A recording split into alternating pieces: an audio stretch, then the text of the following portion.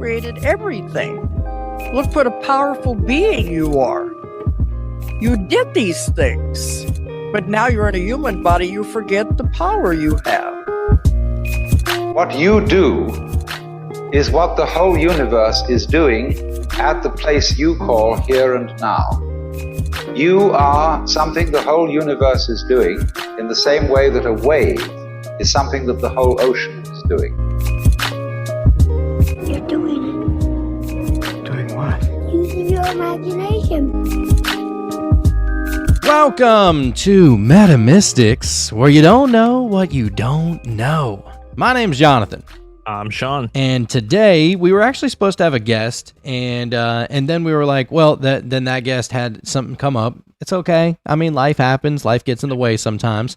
But we decided that we were going to start, kind of continuing reading our tarot book, The 78 Degrees of Wisdom by Rachel Pollack. But then, I don't know, dude, just ever since that trip, and nobody wants to hear about somebody else's trip all the time. I totally get it, but it's kind of something that is weighing heavy on us. It's kind of been a wild ride since then, if you will. Oh, dude, it's not even so much the trip itself. It's just, where do we go now? You know what I mean? We're just trying to find our way out of this, out of these weeds, if you will. Yeah, for sure. And so we were like, well, so last night I smoked some of the divine herb, and I was reminded of something that I actually thought about that night of the trip, and that is that maybe to keep yourself from going crazy, because I'm not going to lie, dude, going over all of this different spiritual stuff, it will crack and splinter and shatter and fragment and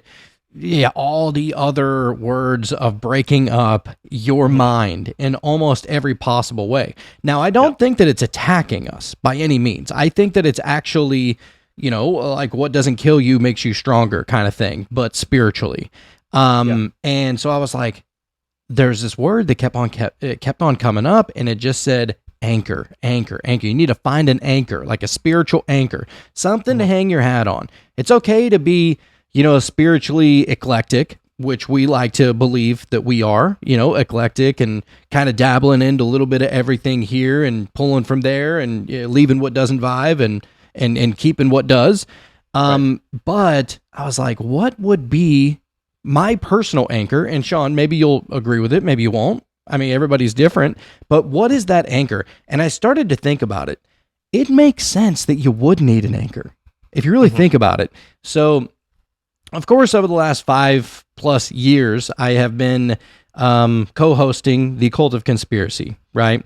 And within the conspiracy realm, you're going to talk about secret societies a lot, namely the Freemasons, of course, right? Because it was the Freemasons that went on the moon. Whatever, right? And so you're looking at all the secret handshakes and, all the different sayings and some of the practices that they practiced on a daily basis. And then you find out that, did you know that in order to become a Freemason, you have to have, for a lack of a better word, an anchored belief in something? I mean, it makes sense, dude. You have to bring something in there. And so a lot of them, they'll just go in with the Bible, right? Like, this is my anchor, this is my core, like this is my foundation. I'm going to hang my hat on this, and maybe I'll look a little bit deeper into it, and I'll understand some esoteric meanings to all of it or something like that. And I was like, oh my God, it makes a whole lot of sense, because, most Freemasons, whenever you get to that deepest level, that 32nd degree, that 33rd degree, however far you go, you understand that there's a higher truth even above the God that you believed in, which is actually, some people will say that whenever you see that Freemason symbol, it stands for Grand Architect. So if you ever seen that, the idea is that they believe in a grand architect. Maybe you want to call that God. Maybe you want to call that the creator. Maybe you want to call that the divine one consciousness. But in this case, I was thinking about what maybe mine would be. And we've said it before, but I think it's time for a little relearning and maybe trying to understand it at even a deeper level. And that is the 7 Hermetic Principles. It's something that I always go back to because you can't you can't prove it wrong. Right. It's impossible. What it is it's not one of those things that you have to even have a just an extraordinary imagination to really vibe with. You can look at the principles and go, okay, that makes sense. Okay, that makes sense. It's not something that is just so out there that you have to have like the most amount of faith to even allow it to be part of your reality. I feel like this is one of those things that it just is, you know, like this is just what we observe in nature. It's nothing that crazy. You know? No, it's not. And it really gets right to the core of a lot of things. It doesn't tell you to believe in this so that you believe in that, so that you believe in that. It's that these are the core foundational understandings of all reality. And what's beautiful about the 7 Hermetic Principles is that literally every single religion can fit into it. Every single form of spirituality can fit into it. Even if you're an atheist, it will strengthen you to become the best atheist, and then ultimately lead you into believing in something. But it literally it corrals and it harnesses every other belief. You can throw every other belief in there, and it's a beautiful tool to have as a foundational anchored core belief. And so since we've been kind of going through it here ever since that lovely or not so lovely trip, thought, hey, you know what? I think that this is a little bit more important right now, and we are but fools on the fool's journey. So let's learn a little bit. Yeah, dude, for sure. And you know, like you were saying earlier, as far as us being more of the eclectic, you know, it's not like I'm sure people would say, "Oh, so you just believe everything you hear." You know, it's we take what we really vibe with, and everything else that kind of doesn't really make a whole lot of sense to us, we kind of just let it go, and it is what it is, you know. And so, but that being said, it's like if we have so many different things that we can look at and say, okay, there's some validity to this, there's some validity to that, but let's have some parameters that we can run all of those things through, you know. And if it doesn't vibe with 3 or 4 of the Hermetic Principles, then well, okay, then maybe there's something there that we need to investigate, and maybe it's not even something we should pay too much attention to even. Yeah, almost just look at it like it is a known law, like a fact. You know what I'm saying? And build everything from that. And and this is not for everybody. Not everybody like we're not an echo chamber by any means. This is just us trying to put the pieces that were splintered away from us back together into somewhat of a formidable structure that we can kind of stand on a little bit. Otherwise, you just keep on being pulled by the quicksand that is your mind. Yep. And just keep piling it on and piling it on. Before you know it, it's like you're looking through a kaleidoscope instead of a telescope. You know what I mean? So, yeah, man, I'm not gonna lie. Like, I think people will underestimate how it feels to have anxiety or to have depression or to have any of these things that people really go through this shit. You know what I'm saying? And so, until you really experience something that is existential or something just completely out of your hands and it just puts you through it, you know, I mean, you'll never really understand what that feels like, you know. And so I'm not gonna lie, dude, the last couple days I've been feeling a little bit anxious, you know, and I've been still contemplating like how I normally do. I'm constantly thinking about, you know, whether it's consciousness or just the different ways of understanding consciousness and this universe that seems to be, at least what I was gathering was, you know, it's pretty chaotic. You know, it can definitely be chaotic. And so, man, who am I in this chaotic universe? You know what I'm saying? And so let's dive into this, dude, and see if we can put the pieces back. Well, the beautiful thing about that is it's not only who am I, but the journey to discovering who am I not might be a little bit more profound. More importantly. Yes. So, yeah. Oh, and before we even get going with that, I do want to say, so from this point on, we keep on getting strikes on our YouTube channel, and it's because, I don't know, they're very nonchalant, and they're not necessarily telling us what they're taking down, why they're taking it down. There's not even a dispute button. And we got a couple of strikes so far. So I do want to say there's a chance that we get our YouTube channel taken away from us. So I think in order to try and preserve it, maybe what we'll do is maybe we'll just throw one show up there a week or something like that. And if you want to be able to get the rest of the shows, then you'll be able to listen to it on Spotify or Apple Podcast or over at Patreon. Because I'm not gonna lie, dude, I've been playing this YouTube charade thing for years, and I thought maybe I learned my lesson with all of the different conspiracy shows that I've been a part of. We got kicked off of YouTube from the cult. We got kicked off 4 times, had 4 channels taken down, and that was all in like the first year and a half. So. Right.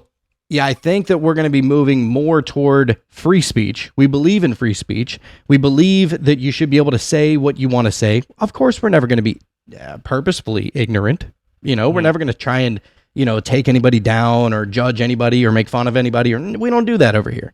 No, see, that's the thing. I don't even think really that, because for the most part, dude, other than trying to allow people, or not allow people, but inform people that, they can take their power back and, that they are something more, other than that, dude, it's not like we can control what our guests say. And the last thing I want to do is to tell a guest, hey, don't say this word, don't say that one, don't, you know what I mean? And so that kind of just, it makes it weird. It sets a wrong tone or sets a wrong vibe for kind of the remainder of that show, so like I would prefer not to have that in the back of my mind. Yes, absolutely. And it's not fun. I like to say what's on my mind. I'm trying to get a little bit better with my cussing. Maybe that's what got us in trouble. I don't know. But I think, moving forward, I think we're just going to throw one up there a week. We'll throw some more clips and everything up there too for anybody that is like more on YouTube than on anything else. Totally get it. But yeah, that's what we're going to be doing moving forward. Also, I did want to say too, we're going to be moving down to 1 episode a week on the Cult of Conspiracy. And this is because we are trying to build up our own network more so than kind of, we feel that we've been on the Cult of Conspiracy as a launch pad for long enough, and that it is time now. So I think we're going to do a few more shows that we're going to be putting on the cult here, just the remainder of November. But starting December 1st, whenever our show will drop, we're only going to be posting on the Cult of Conspiracy every Friday. If you want to have access to all the other shows that we're going to be doing, currently we're doing 3 shows a week. That's eventually going to move up to 4. It's eventually going to move up to 5. And then so on. We don't know exactly the direction that the show is going to go, but it's only going to grow. And so if you want to be able to have access to all of those shows, if you're listening on Spotify or Apple, just search Metamystics. You'll be able to listen to the shows over there. And you should be over there anyway, because our shows come out days earlier than they do drop on the Cult of a Conspiracy anyway. So if you want access to all the shows, we would really appreciate it if you come over and check us out on the podcast platform. Or you can come over to Patreon, patreon.com/metamystics. That link is down in the show notes below. If you want to have access to all the shows days in advance, all the video, completely commercial free, and be able to support us in the best possible way, that's the best place to go. We have a tier that is $3.33 a month. If that's all you want. But if you want to take it up a notch and you want to come up to Wonder Wednesday, our live show every Wednesday night, that would be the place. That is another tier. It has all the things that I just listed, but you'll be able to join us every Wednesday night for the live shows. It's always something fun. It's always interactive. We don't, silence our listeners or anything like that. If you have something to say, raise your hand. We'll call on you. You say whatever you want to say, or you can just drop it in the chat. We'll read it. Either way, we want this to be a very inclusive show. Yeah, dude. And I think that's what it's all about, man. Because we are only one person each. You know what I'm saying? And all of these people, everybody's having their own experiences. And there's no way that we can understand it all just from our own perspective. And so I think the more people we can hear from, the better. And I think that's going to help a lot of people, to hear all these different experiences and really kind of see just the vast web of experience that there is in this universe. Absolutely. Yeah, we want to be all inclusive. We want to bring in all realms of thought. We don't know what we don't know. No as a shit. great philosopher once said. Turns out it was Aristotle, I believe. But but yeah, dude, come and check us out. We're only growing a lot of big, awesome things that we're working on here for the future to really try and just blow this the frick up, since we're on YouTube still. Watch your mouth, dude. I felt like they used to be able to say the F word over there. Maybe they still are. I don't know. But either way, yes, tonight we are getting a little bit deeper into the 7 Hermetic Principles to a deeper value and diving in as far as we can possibly go. As far as our minds can comprehend is where we're going to be going tonight. Or it cracks. Yes, we're reading through those cracks, baby. If you're watching on YouTube or on Patreon, you'll notice I am in a garage right now, and that's because I'm in Louisiana for the holiday season and spending time with the kids and everything. And so I'm over at my sister's house. This is her garage. It's a little toasty in here, so I got this little baby fan blowing on me right now. Luckily, it's the winter time. Is it winter yet, or is it still technically fall? I think it's technically fall, but who knows? What do I know, dude? I mean, You know? it's 75 degrees out. Now, dude. I don't know anything now. You know, Me neither. Which is, I'm gonna approach everything like that. You know what I mean? Because every time I'm wrong, it's fine. I'm good with that because I'm learning something. I want to be wrong. Yes, dude. That's the thing, Like, and that's every not time I'm wrong, and someone's like explains it to me, and I'm like, oh, that makes a lot more sense actually. Then I start to wonder, like, what other illusions am I living under? You know what I mean? Just that lying tone of what reality really is, and you're just wrong about it. Come on. And it's not a cocky thing to want to be wrong. I don't think that at all. I think it's actually the opposite, that, you know, you feel like you have a pretty good understanding of certain things whenever it comes to spirituality and other forms of it. But whenever somebody can step in and absolutely convince you otherwise, that it cannot be that, it has to be this, we're all ears, baby. We want to listen to it. We want to hear it. We have an opinion about what ghosts are. Could be totally wrong. I have no idea. To be honest, I don't have a dog in that fight. But we're gonna get the big Grimbowski to come on, and he was actually supposed to come on tonight. He's gonna be coming on here this week at some point, and maybe he'll be able to convince us otherwise as to what ghosties actually are. I definitely want his perspective, though. You know, because there's definitely something to it when somebody's like very much so immersed within, you know, having these types of experiences. I mean, you're going to haunted houses and you're actually experiencing a spirit, or maybe the door opens by itself or something like that, and like, what does that feel like? And is it you that's making that happen, or, you know, what is it really something outside of you? I don't know yet, you know, but maybe it's both. I don't know. I feel like it probably is something to that effect, you know. So, but anyway. Yeah, dude. So, all right, we are going to get to it. And this is going to be, actually, I wanted to read this website here. It's actually an awesome website, because I was like, is a spiritual anchor even a thing? Like, or was that just a weird thought that I had? And turns out I was tapping into the fucking ether with this bad boy. And a spiritual anchor absolutely is a thing.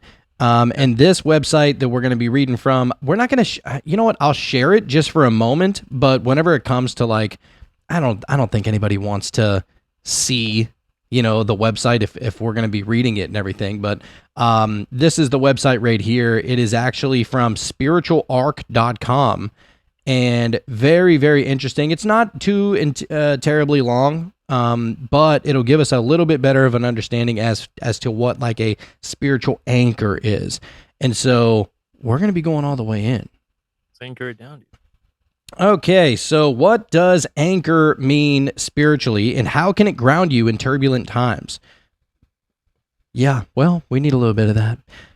Have you ever felt lost or overwhelmed in your life? Maybe you've searched for something to keep you grounded when everything feels very chaotic. That's where the concept of an anchor comes in. Spiritually, an anchor represents stability, security, and a connection to your true self. In this article, you'll explore what it means to have an anchor in your spiritual journey. You'll discover how it can help you find peace amidst the storms of life and guide you toward clarity and purpose. Understanding this powerful symbol can lead to a deeper sense of fulfillment and strength in your everyday experiences. So let's uncover the significance of an anchor and how it can transform your spiritual path. So, understanding the concept of an anchor. An anchor is a spiritual an anchor in a spiritual context serves as a source of stability and grounding. It represents your connection to your core beliefs and values, helping you to navigate life's uncertainties. When you have a spiritual anchor, you establish a sense of peace and direction. So, the characteristics of a spiritual anchor would be 4 things here. So, strength, clarity, connection, and purpose. Strength would be a strong anchor provides resilience in challenging situations, and it keeps you steady when you're faced with life storms. Makes sense. Which is, I think that's probably the biggest one, I would imagine. Definitely the aspects I've noticed greatly just within the last 2 years. Just the growth from 2 years ago to now has been just exponential, dude. You know, handling those types of situations anyway.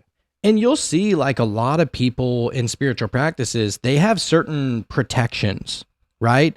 Maybe they'll put a circle of salt around them, or a circle of salt around their house, or I believe one of them puts it like on your door or around the edges of your door. Either way, some people will use sage or incense, or maybe they'll use an incantation or something along those lines. Maybe they'll call upon a specific deity whenever they feel like they are being spiritually attacked, or if they're just going through a little bit of unluckiness in their life. Whatever the case may be, some people like to have that anchor, so that protection, that strength that they know that they can rely on whenever shit starts to hit the fan.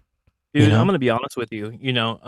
I used to think that maybe doing stuff like that was like, I mean, okay, I understand it's of the mind. This is kind of how I was approaching that. And dude, after everything that happened and just kind of the way my mind has been processing things and kind of looking at certain aspects of just my existence, right? I feel like it's not even that crazy anymore.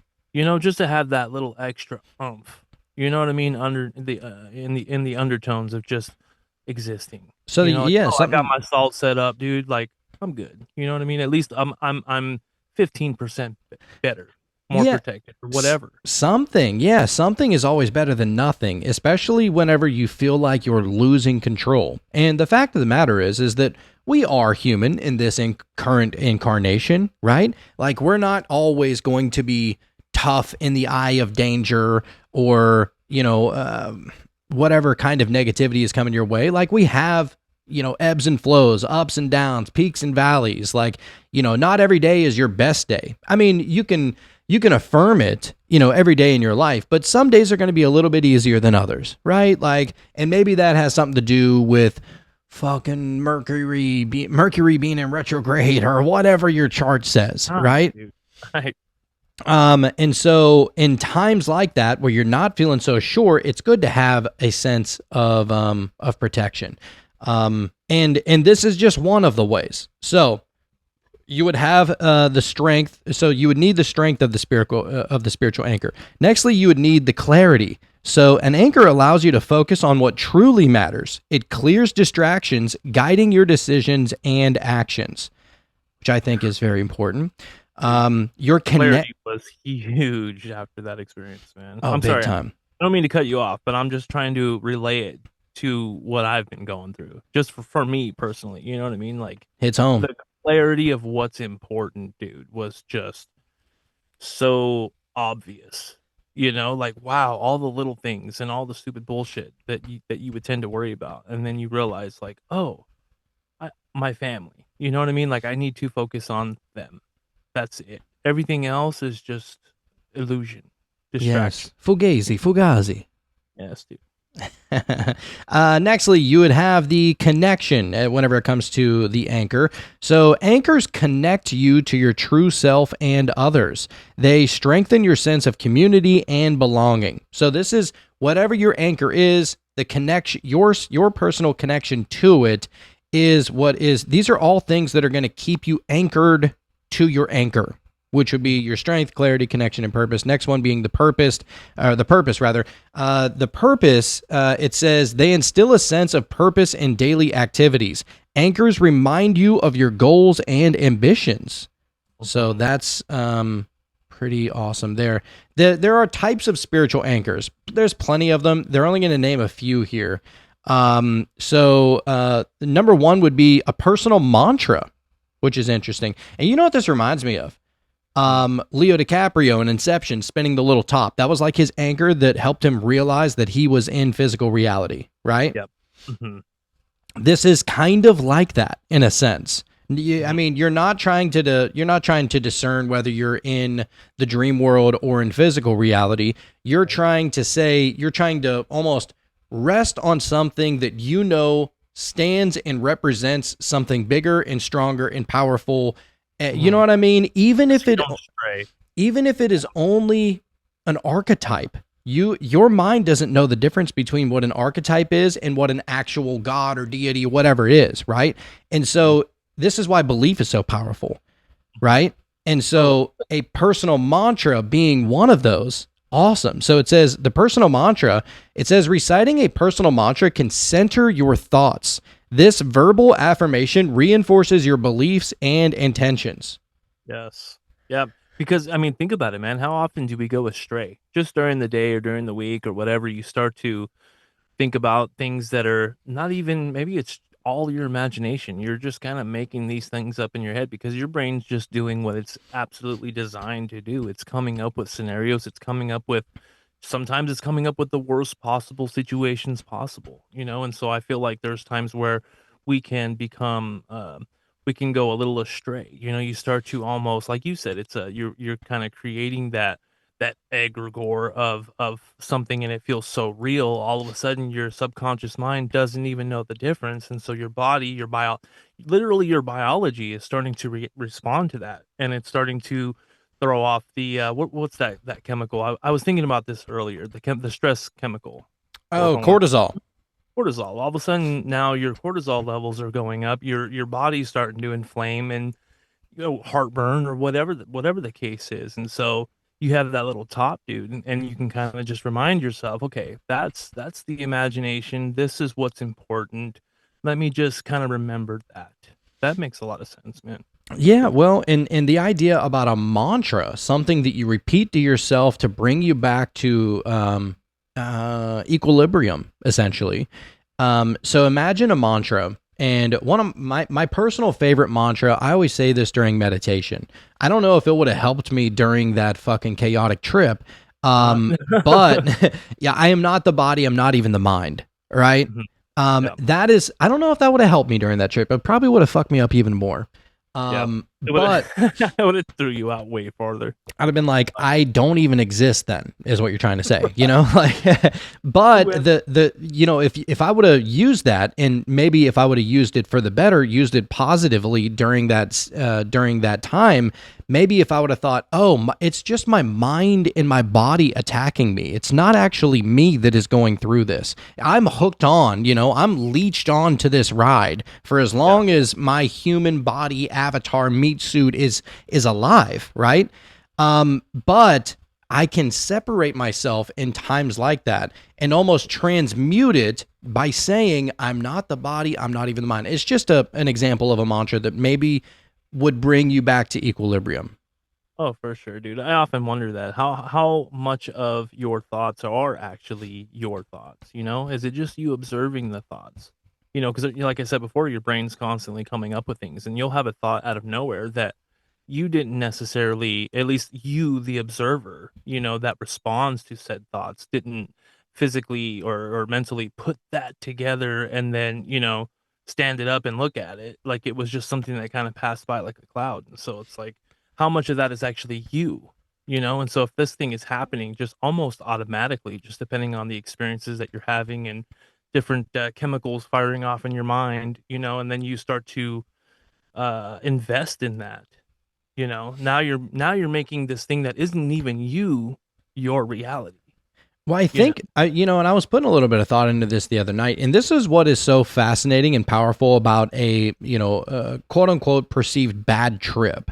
There's no such thing as a bad trip. First of all, I know that gets said all the time, and in the moment, you're definitely going to disagree with it. But after sitting with it and thinking about it, there's nothing that transforms you more than something like that. And I can say that from my own personal standpoint. Sean, I'm sure you've probably learned a lot about yourself and the nature of your being and about where you want to go moving forward as a result of this bad trip, right?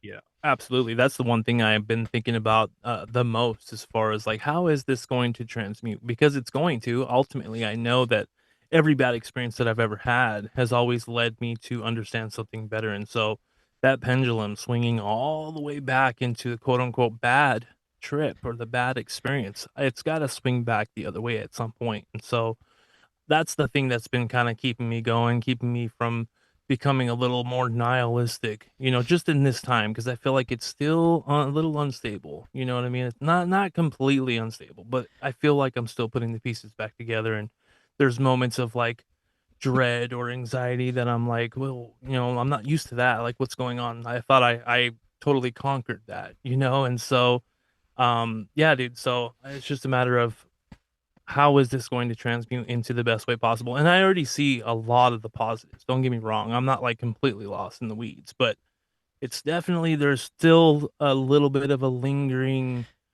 something Yeah. that maybe I'm still figuring out. I haven't completely calculated it in my mind, but I know once that little switch flips, it's going to be just amazing. Yeah, and that's kind of what I'm alluding to. And I was thinking about it, and I was like, man, how could I be this disgruntled and this fragmented over something whenever I feel like, man, we've been really hammering down this spiritual path. How is it that we're having such a hard time placing it all back together and fucking at least, putting it together with some Elmer's glue just temporarily, right? And so I was thinking, you know what? Let's go back to what we had already learned. Things that are already, so entrenched within our minds, they're basically part of us at this point. And whenever you were talking about the thoughts, I think that all thoughts come from the field, right? And we've talked about this, that every single thought exists in the field of thought, in the field of consciousness, or if you even want to get a little hermetic with it, all is mind anyway, right? And then think about how literally your radio tuner is the frequency that you are is going to match and align with whatever is already in that field. So in that field, I'm sure that all good thoughts, all happy thoughts, all naughty thoughts, if you want to take it to that level, whatever, it's already exists in that field. It's about what frequency, what channel are you tuning yourself to energetically in that moment that's going to allow you to be able to receive that information in that direct moment. Now, if you're operating from a frequency of fear, well, the field's just going to be like, say less. You know what I'm saying? Let me fucking tune you right in. You want to go to the pits of hell, biatch? I got you. Right? And so, unfortunately, that's what we experienced. That's okay. That's in the field. That's out there. We know it exists. We've experienced it. It is what it is. Mm-hmm. But what's more important about that is that, yeah, it's easier said than done. If we could just always be in a happy mood all the time, of course we would much rather like that. Right? Like that is the more likable experience. Yeah, it's more preferable experience. Mm-hmm. But so yeah, I think that just getting back to that, it's more of the frequency. Okay, makes sense that we align to that totally.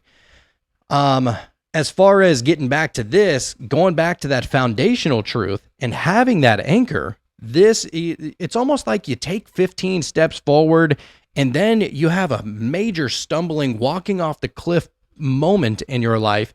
And you're like, oh no, I forgot what I learned over the past couple of years. Where am I? I'm stumbling. I'm fading into the nothingness. Oh wait, I'm back.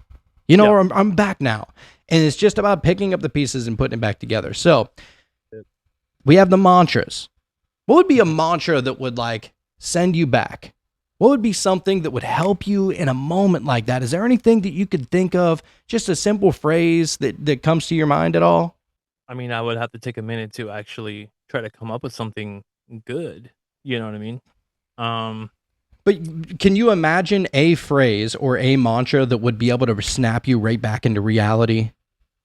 Like, do you think that exists out there for you? I'm sure it does. Okay. Yeah. All right. So it does make sense that a mantra would bring you back to equilibrium a little bit then. You agree with that? Absolutely. Definitely. Okay. All right. It's not that crazy, I just don't have one off the top of my head.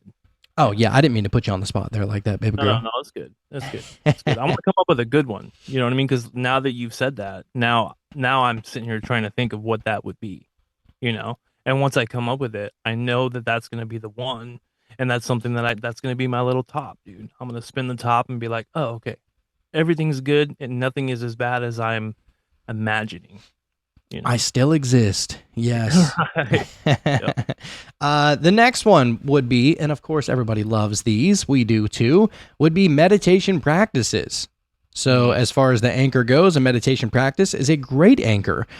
So engaging in regular meditation fosters peace. It creates a mental space for reflection and clarity. Of course it does. Definitely. You know, because just lately, I feel like, and I'm sure you'll agree, but there is definitely a sense of disconnectedness. You know what I mean? Like just slightly disconnected, almost like, I don't know, just because of, you know, what we experienced. I felt like, you know, just with everything that we've learned and understanding that, you know, you can create tulpas or you can create, you know, name your thing. But in that experience, when things were the absolute just nightmarish as can be, man, it was definitely just me and just you, you know, and it was just like, okay, like that definitely did something to me. Like it gave me this sense of, I don't know, as I was saying, as far as, you know, the universe almost seeming like it was just chaos, and it's our job to harness that. And so instead of letting that just be chaotic and letting it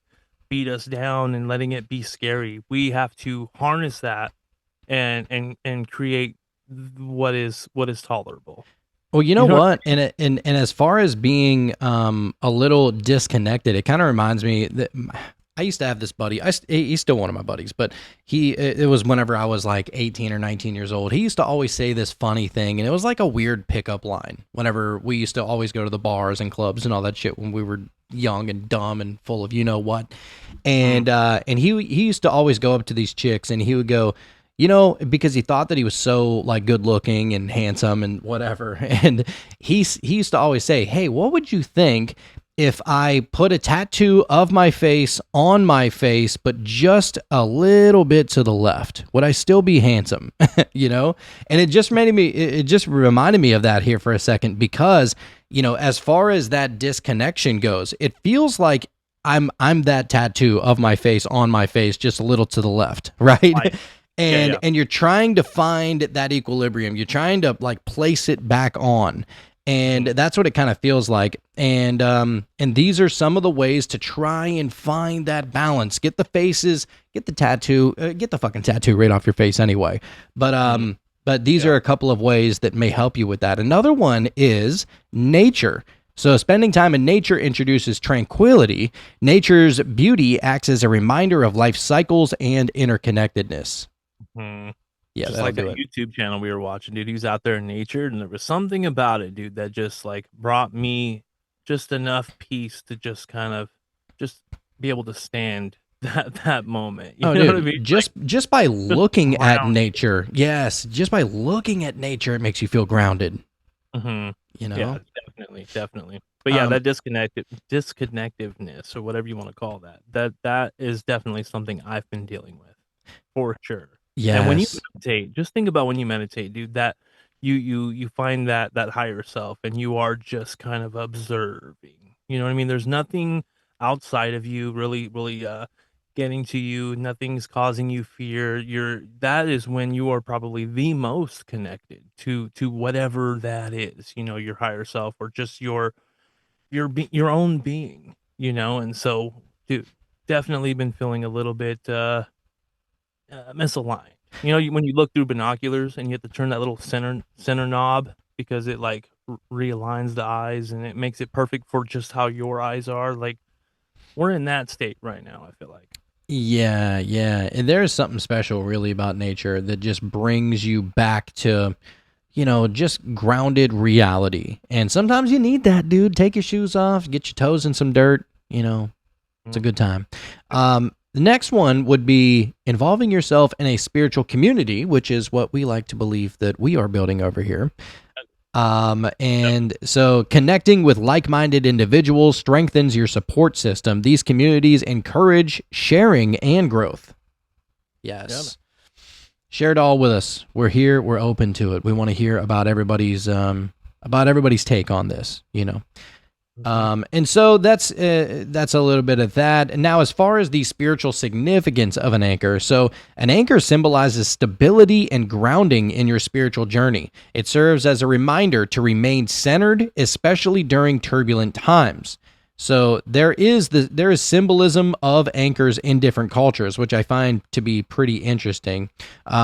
Anchors carry rich symbolism across various cultures. In many maritime traditions, an anchor represents hope and safety. For sailors, it ensures a safe harbor in unpredictable waters. In Western symbolism, the anchor often signifies faith and steadfastness. You might see anchors in tattoos or art as a sign of resilience. Similarly, in ancient Greece, anchors symbolized stability and were often associated with the goddess of love, Aphrodite.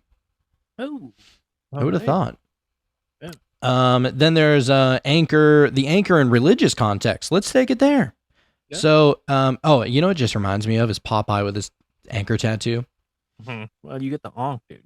You know what I mean? Oh yeah, which we are going to be talking a little bit about today. Strangely enough. So the anchor in religious context. So religious contexts also highlight the anchor's significance.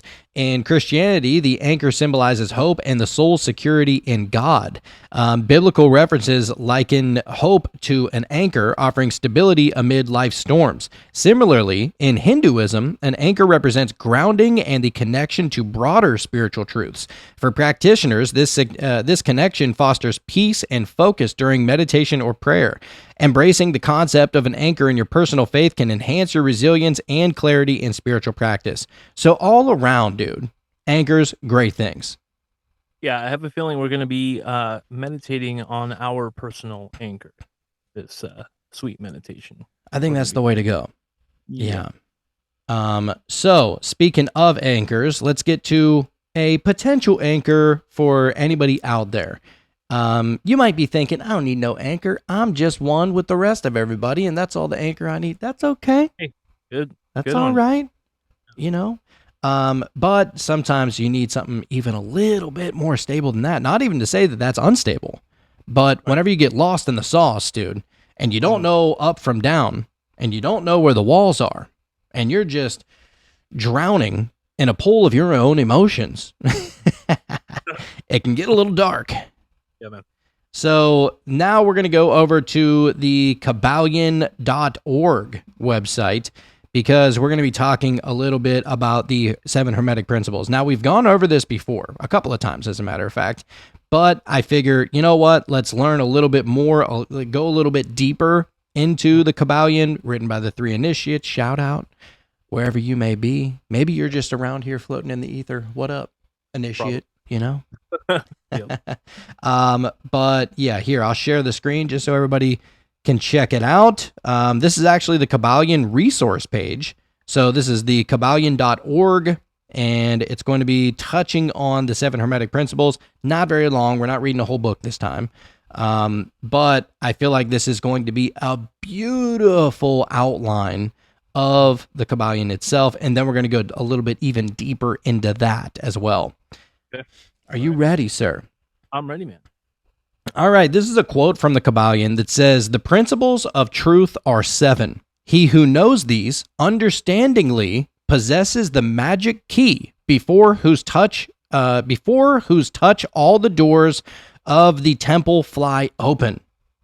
Let's go, baby. Okay. So obviously, I'm going to name all the 7 Hermetic Principles here, and then we're going to go into them a little bit deeper. So So you have the first principle being mentalism, the second one correspondence, the third one vibration, the fourth one polarity, the fifth one rhythm, then you have cause and effect, and the final one is gender.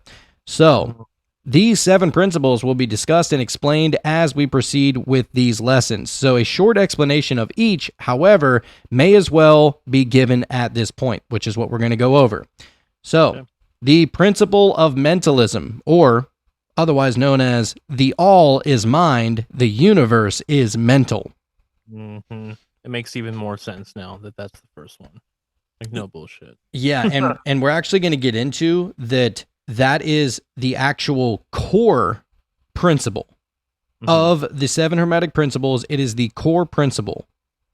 All the other 6 keys, all the other 6 principles that go inside of, they all go inside of this one. Yep. So they all operate from a place knowing as their foundational truth that the universe is mental, that the all is mind. Mhm. So Yep. otherwise Without to say mind, that there's like, nothing else. oh, sorry, what were you saying? I was just gonna say, because without mind, there's nothing else.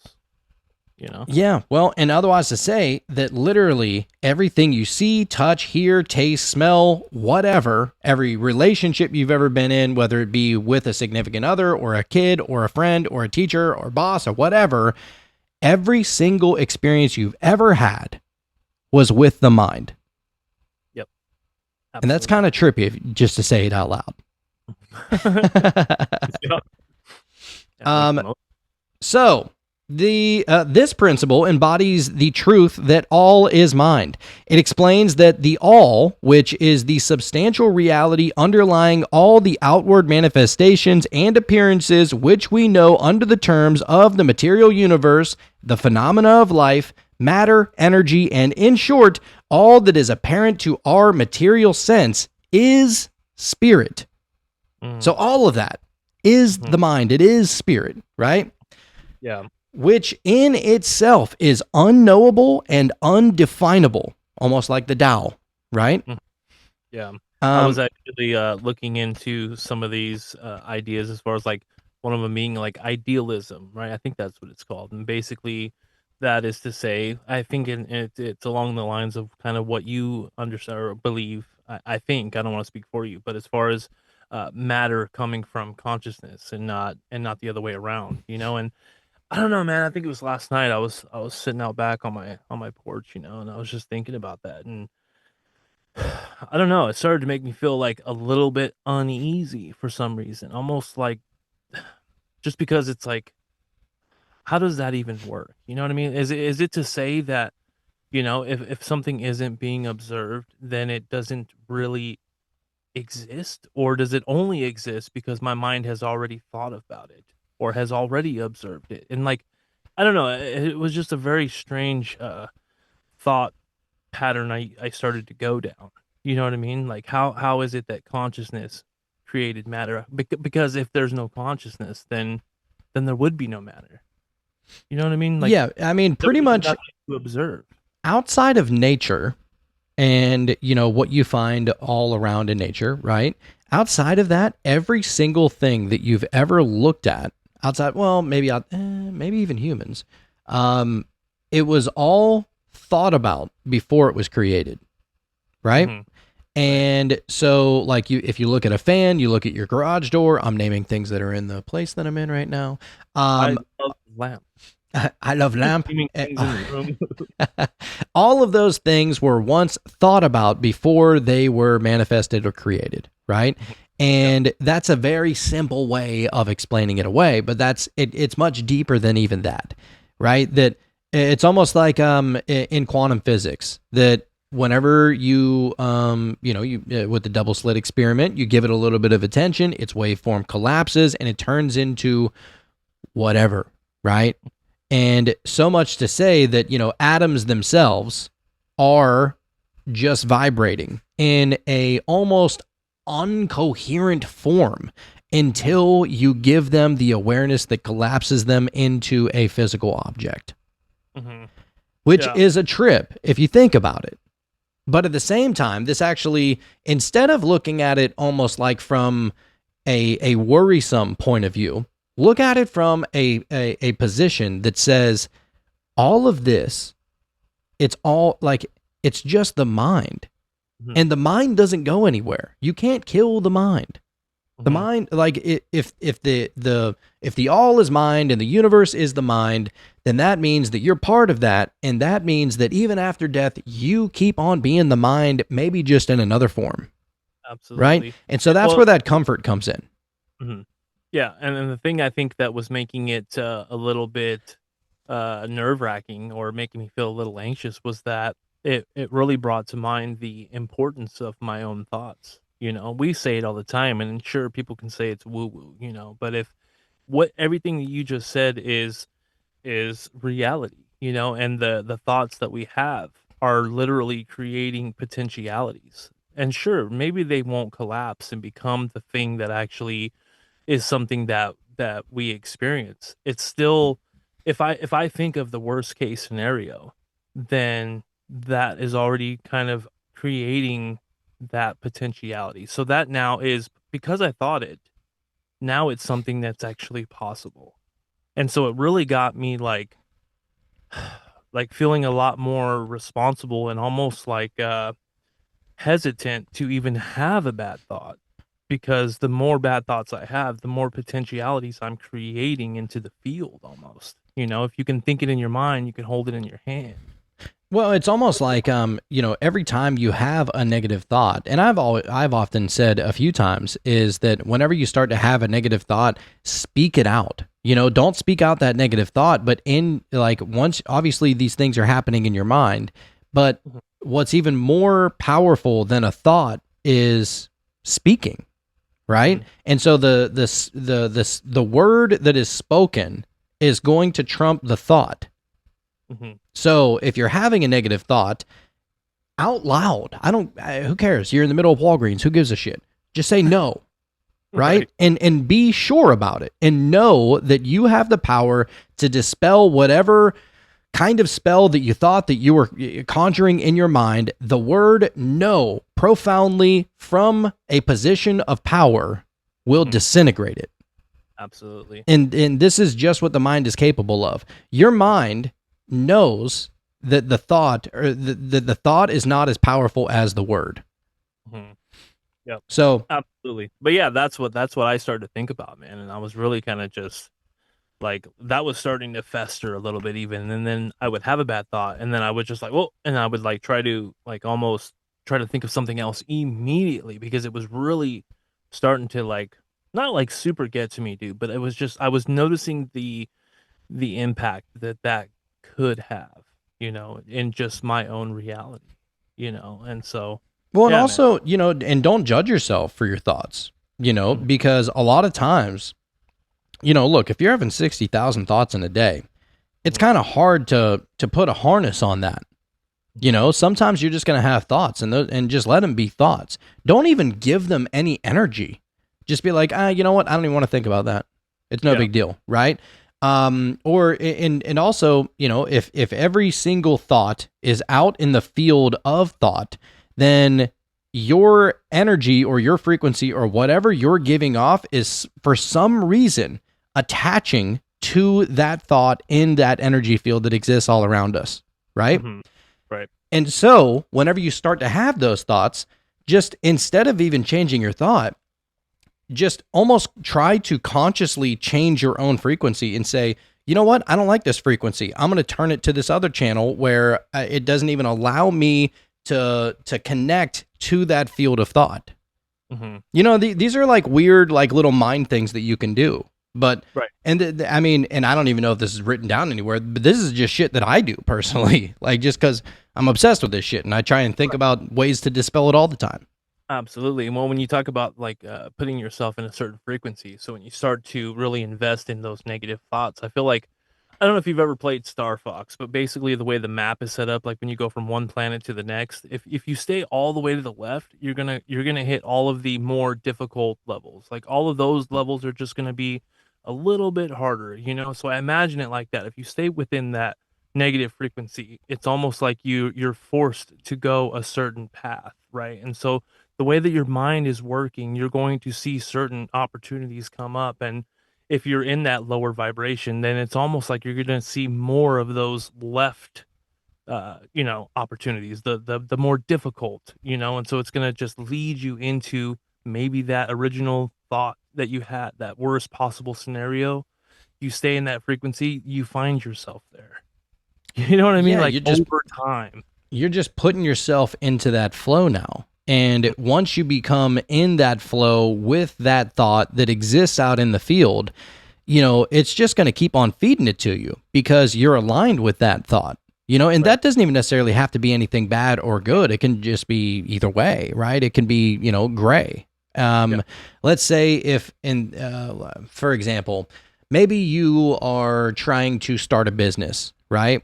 If you're trying to start a business and you're trying to almost manifest it in your life, right? Like all these, you got like Tony Robbins and what's his name? Damn, I can't think of what his name is. Oh, but that's weird. I just saw a video of his like today. Tony Robbins? Gary V. Gary V. That's who I was thinking of. Yeah. But all those people will say that, like, you know, just try and stay in that thought, like become obsessed with it.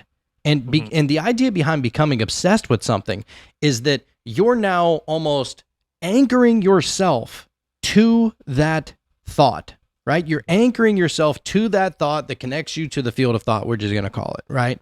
And so now every time you have a thought, it is so obsessed with whatever it is that you're thinking about because you're almost trying to pull that information in. I believe that this is how we receive downloads.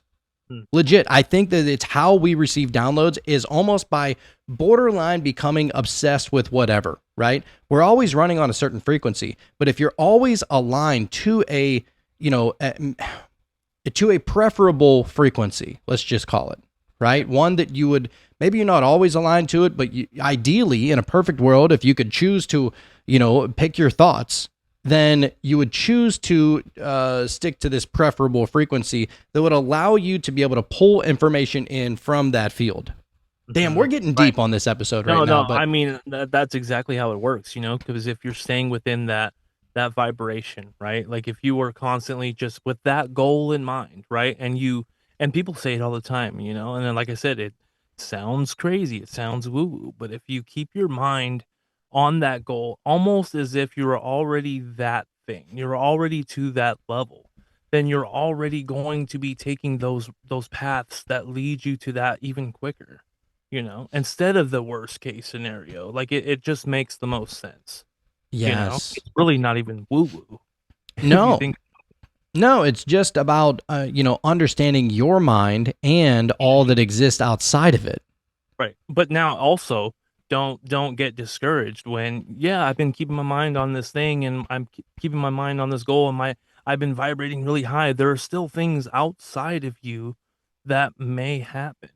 You know, I think that's where people get discouraged, myself included. You know, I experienced something that is, at least in my observation, something negative, and then I'm like, oh well, then why did that happen? When I'm staying in this frequency, I'm doing everything I'm supposed to be doing, things outside of you are going to happen, but it's about how you manage that. You know what I'm saying? 'Cause Yeah. you can have a bad experience like the one we just had, and we can let that just kind of bog us down And dismantle you. moving forward. I mean, to be honest with you, man, it made me kind of question everything so much to where I was like, how am I going to jump on a microphone and tell people, you know, what I think when I don't know anything? You know, when you really break it down, right? Like that kind of like humbles you, you know, it really does. And so, but no, I think that makes the most sense. It really does, as far as just like, things are going to happen outside of you, but how do you manage it? And then keep your mind on that positive outcome. Yeah, I almost look at, you know, it is the source or God or the universe or the field itself sending you little tests, like little quizzes, little exams, you know, like, oh, you're so aligned. Let me throw this at you and make sure you're actually aligned, or if you're just like pretending to be. Right. You know, Right. Instead of it being, oh, I don't deserve it. See, I knew it. Can't catch a break. Like those are like, that's going to send you the other way. And to be honest, if you think about it, those are actually little gifts. Every single time that you do get tested by the universe or by whatever you believe in, every single time you get thrown a curveball, and it's almost trying to see if you are going to remain aligned or not. If you pass that test, and we all go through it, I'm not even speaking fucking woo-woo, because everybody has these tests, whether it's on a daily, a weekly, a monthly, a yearly basis. And maybe we just don't even think about it. But you're always going to be tested. But the beautiful thing is that those tests are actually gifts, because if you can remain consciously aware of your goal in the eye of the storm, and you pass that test, oh my God, you become so much more anchored in your belief. It is a beautiful thing. Yeah. because that experience that we had, it could have thrown us all the way off the wagon. I mean, I'm not going to lie.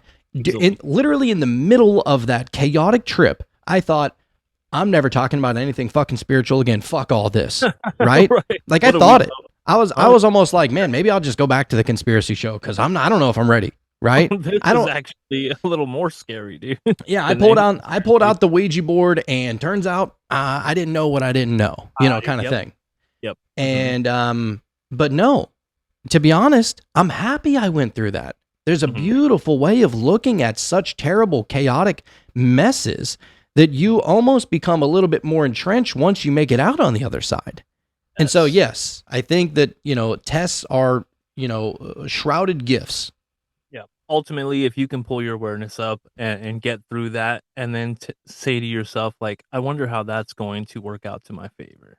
You know what I mean? If you can get to that point of that situation, dude, you can get through anything. Baller shit. Yeah. So, all right, we went all the way off script here, but let's get back to it. So, we were talking about how maybe I should just read all that over again because we kind of lost it.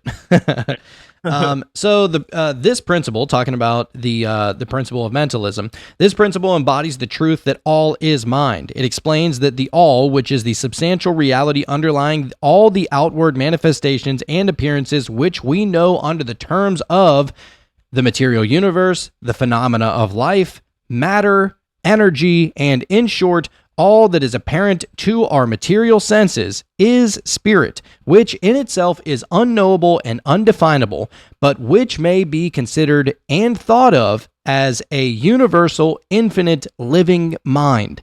It also explains that all the phenomenal world or universe is simply a mental creation of the all, subject to the laws of created things, and that the universe as a whole and in its parts or units damn, it's like it's almost like a law contract here, Right. Which makes sense. And so all of its parts and its units of the universe has its existence in the mind of the all, in which mind we live and move and have our being.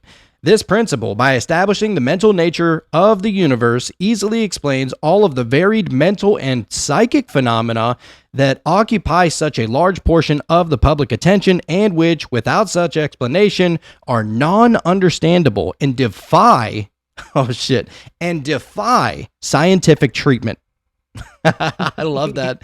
An understanding of this great hermetic principle of mentalism enables the individual to readily grasp the laws of the mental universe and to apply the same to to his or her well-being and advancement. The hermetic student is enabled to apply intelligently the great mental laws instead of using them in a haphazard manner. With the master key in his possession or her possession, the student may unlock the many doors of the mental and psychic temple of knowledge and enter the same freely and intelligently. This principle explains the true nature of energy, power, and matter, and why and how all these are subordinate to the mastery of mind. One of the old Hermetic masters wrote long ages ago, in quotes, "He who grasps the truth of the mental nature of the universe is well advanced on the path to mastery." And these words are as true today as at the time that they were first written. Without the master key, mastery is impossible, and the student knocks in vain at the many doors of the temple. Damn, dude. That went pretty deep. Dude. Yeah, this is the deep shit right here, dude. Love it. I love it. All right. Why you can start just experiencing certain things, you know what I mean, and really kind of get locked into a way of thinking, and then just start creating that reality right in front of you. You're literally creating the way you experience everything. Yeah. Yeah. Don't get me wrong. There's going to be experiences that are going to be very hard to transmute. You know what I mean? Like really bad shit. But you are ultimately in charge of how you are experiencing it. Dude, yeah, it's all up to you about how you experience it. That's the crazy thing about all this, is that shit happens to everybody. You know, maybe you might look at, you know, some other people and you might think, oh, they don't have to go through the shit that I got to go through. Wrong. They just have found ways to be able to either, I don't know, hide it or cover it up, and make it look like they live in this perfect world. But I promise you, every single person has to go through some level of bullshit in their life, right? Mhm. And Yep. it's up to how are you going to let it affect you? Because there are people out there, and there's nothing wrong with it. Like the idea of like almost feeling right to overreact, right? Mhm. Like if somebody wrongs you, Yep. you might feel that you have a right to wrong them right back. And most people are not going to tell you anything otherwise. You know, if you get punched in the face, almost everybody out there is going to tell you, you should have punched him back, right? You have the right to do that. Mhm. It's not always the right move, but you're going to feel like you have the right to do it. And so ultimately, you're allowing that to affect you in such a way that would bring you to a state of mind that would bring you to punching somebody else in the face. Right. And that's just an example. But Yeah. Yeah. No, that was a great example. so, And then here you are having the experience of possibly going to jail because you let your emotions and everything leading up to that moment bring you to that. well, I had to punch him. He punched me. Right. Right. Well, we'll see you in court. All right. It's not to say that you don't need to hold your ground. It's just an example, but it did mention something in here talking about the master key. We're going to get Okay. to that. Okay. Yeah, I need it. We are going to get to that, but first we're going to get through the other principles here first, and then we'll get to what that master key actually means. Now, remember, whenever we're covering all of these other 6 principles, they're all within the first principle. Mhm. The first principle corrals. It is the basket that holds everything, That's right. right? So, and these other ones are shorter than that one. Obviously, it's the most, I don't want to say it's the most important one, but it kind of is, you know? So, next one, the second principle is the principle of correspondence, as above, so below, so above. This is from the Kabbalion, obviously. So, this principle embodies the truth that there is always a correspondence between the laws and phenomena of the various planes of being and life. The old Hermetic axiom ran in these words, as above, so below, so above. And the grasping of this principle gives one the means of solving many a dark paradox and hidden secrets of nature. There are planes beyond our knowing. Planes as in like, you know, mental planes, whatever, you know, what is it called? Realms, whatever you want to call it. Different dimensions. That's the word I was searching for. Just escaped me. Maybe that's what it's referring to. But either way, there are planes beyond our knowing. But when we apply the principle of correspondence to them, we are able to understand much that would otherwise be unknowable to us. This principle is of universal application and manifestation on the various planes of the material, mental, and spiritual universe. It is a universal law. The ancient Hermeticists considered this principle as one of the most important mental instruments by which man was able to pry aside the obstacles which hid from his view of the unknown. Its use even tore aside the veil of Isis to the extent that a glimpse of the face of the goddess might be caught. Dude, it's saying it'll rip that fucking veil right off your goddamn face. With the quickness. And it'll show you ISIS, you know, if you want to go there. Mhm. I'd much rather see my girl Sekhmet, but that's just for me. So just as a knowledge of the principles of geometry enables man to measure distant suns and their movements while seated in his observatory, so a knowledge of the principle of correspondence enables man to reason intelligently from the known to the unknown. Studying the monad, he understands the archangel. Let's go, baby. I love correspondence. As above, so below. It's always there. Which makes sense because whatever is going, basically what it's saying is that, and this is a way of saying it, it's not the entire way to explain it away, but how I always look at that, as above, so below, well, you know, some people will say, well, as in heaven, so it is in earth, right? Or you can say, as in the mind, so you experience in physical reality. Yes. Because the below is the physical reality. The above is the mind that is connected to everything else. Perfect. So nextly, we have the third principle, which is the principle of a vibration. The principle of vibration. Nothing rests, everything moves, and everything vibrates. The principle, or this principle embodies the truth that everything is in motion, everything vibrates, nothing is at rest. Facts which modern science endorses and which each new scientific discovery tends to verify. And yet, this Hermetic principle was enunciated thousands of years ago by the masters of ancient Egypt. This principle explains that the differences between different manifestations of matter, energy, mind, and even spirit result largely from varying rates of vibration. From the all, which is pure spirit, down to the grossest form of matter, all is in vibration. The higher the higher the vibration, the higher the position in the scale. The vibration of spirit is at such an infinite rate of intensity and rapidity that it is practically at rest. Holy shit. Saying that the vibration of spirit is so crazy that it almost looks like it ain't even moving. Almost like whenever you see like a ceiling fan or a wheel spinning or something like that, right? You almost catch it in that it looks like it's moving so slow, even though it's going like, 100 miles an hour or whatever. Yeah, have you ever seen those videos where like it'll be just a recording of a helicopter, but the frame rate of the camera matches the helicopter's propellers so perfectly that it just looks like they're not moving at all. Yeah. That's a trip. Yeah. Yeah, dude. So, just as a rapidly moving wheel seems to be motionless. Oh, if we would have just keep on reading.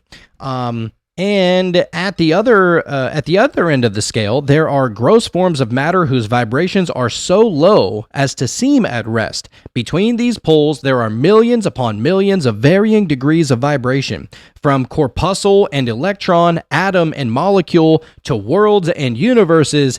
Everything is in a vibratory motion. This is also true on the planes of energy and force, which are but varying degrees of vibration, and also on the mental planes, whose states depend upon vibrations, and even on the spiritual planes. An understanding of this principle with the appropriate formulas enables Hermetic students to control their own mental vibrations as well as those of others. The masters also apply this principle to the conquering of natural phenomena in various ways. In quotes, he who understands the principle of vibration has grasped the scepter of power, says one of the old writers. Oh, shit. Let me get that scepter. That scepter. I always think of Loki whenever I think of a scepter. Next, we have the fourth principle, which is the principle of polarity. So, everything is dual, everything has poles, everything has its pair of opposites. Like and unlike are the same. Opposites are identical in nature, but different in degree. Extremes meet. All truths are but half-truths. All paradoxes may be reconciled. I think when we went over this, I believe it was the second time that we went over these. This one was just major as far as like one of those shifts in my understanding of just reality itself. Not to say I have it figured out, but just polarity in general is it's so awesome when you start to just look at that, try to understand that, and then try to apply that on everything that you see around you. It just makes everything so much more clear, dude. The opposites being equal, but just on different, vibrations almost, themselves. I think we went into it as far as there always being the opposite, like the good guy and the bad guy. And then there's different board games you can apply that to. And within that board game, there's going to be this guy or the good guy and this antithesis of that, and there's always that light and dark, and you know what I mean? Like that one was huge when we covered that. Oh, dude, so much to do with that.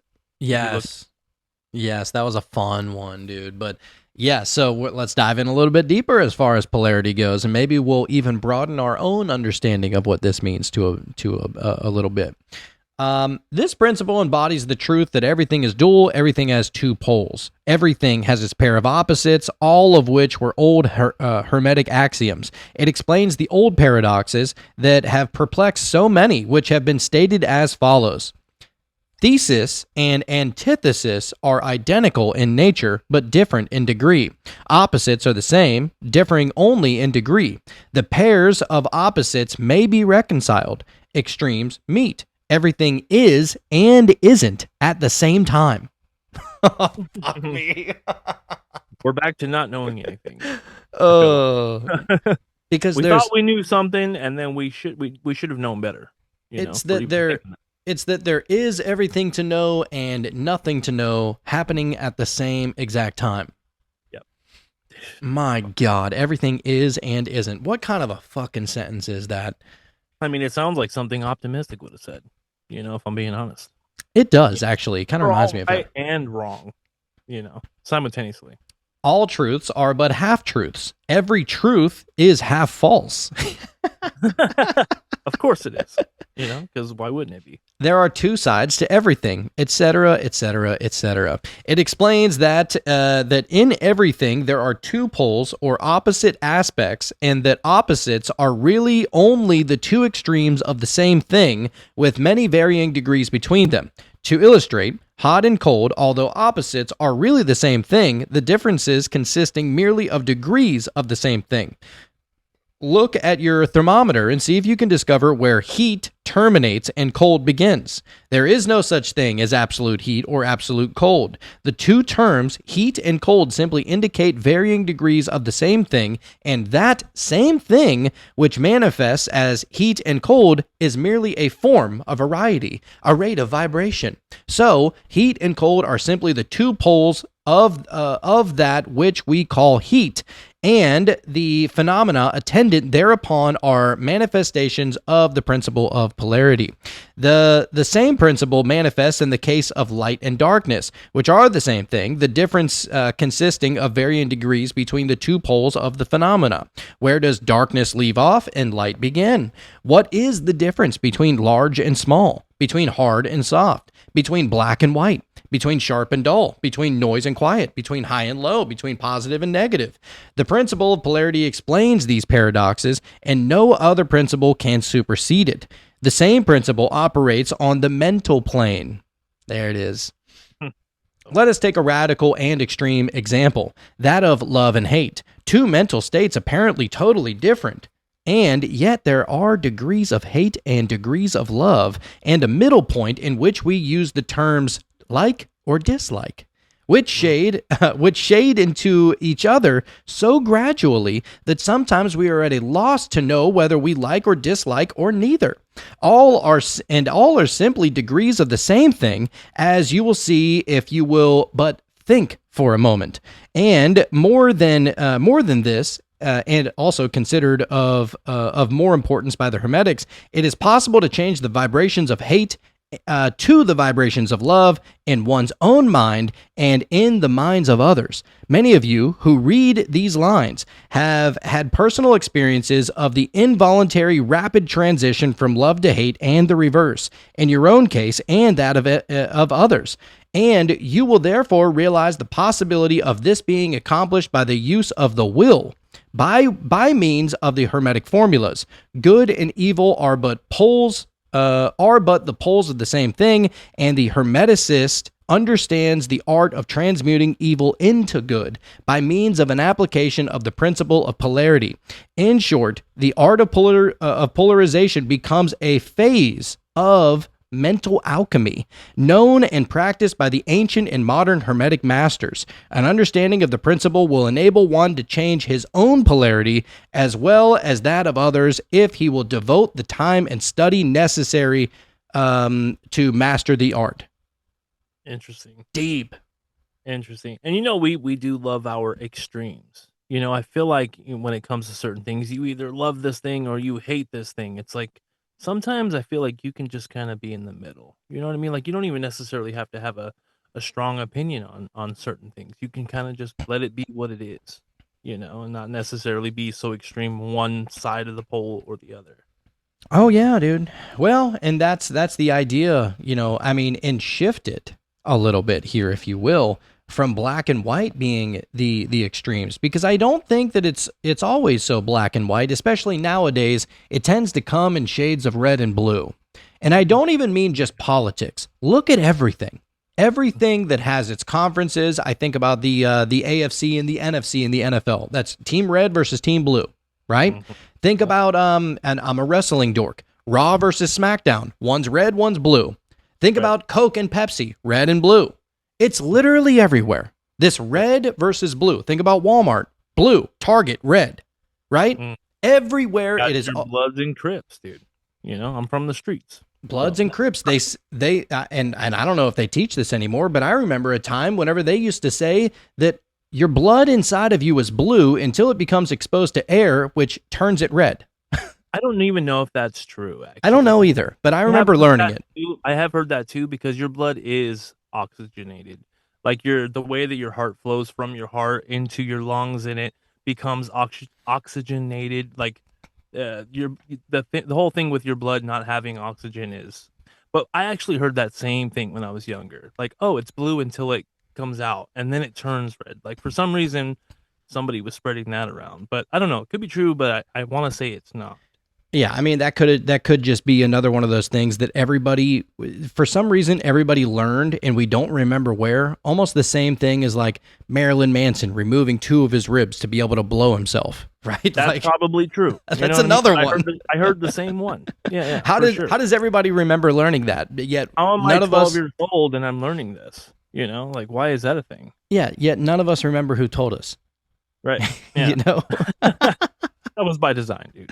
I'm sure. Somebody just like fucked off over at CERN. It was just like, let's just put this in there, dude. It'll be one of those like little known facts, which isn't a fact at all. Yeah, it's the same guy that showed everybody how to draw that $S thing. You know what I mean? Same thing. I never learned how to draw that. Oh, really? Yeah, I remember everybody always learning. Everybody. You'd get people that would jot down, little scribbles and stuff in class.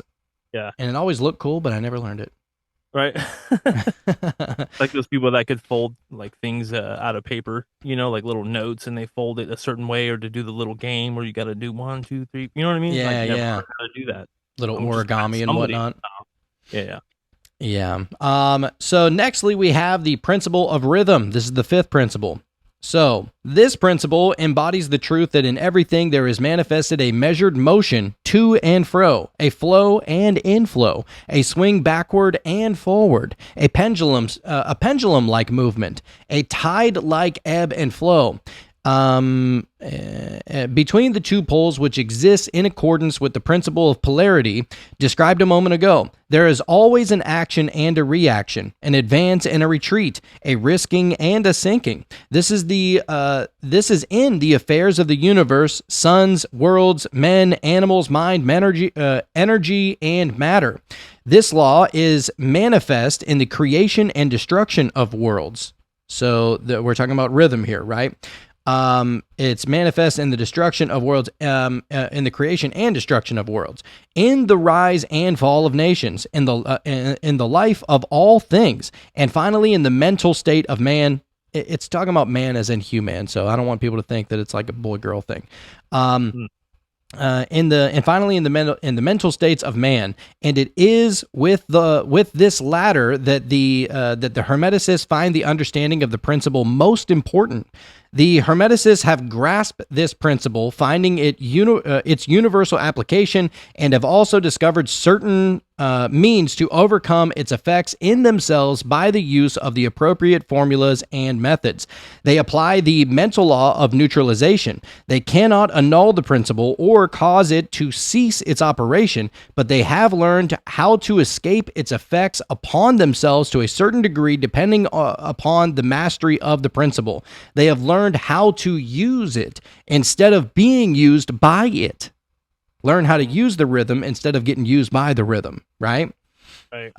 In this and similar methods consists the art of the Hermeticist. The master of Hermetics polarizes himself at the point of which he desires to rest, and then neutralizes the rhythmic swing of the pendulum, which would tend to carry him to the other pole.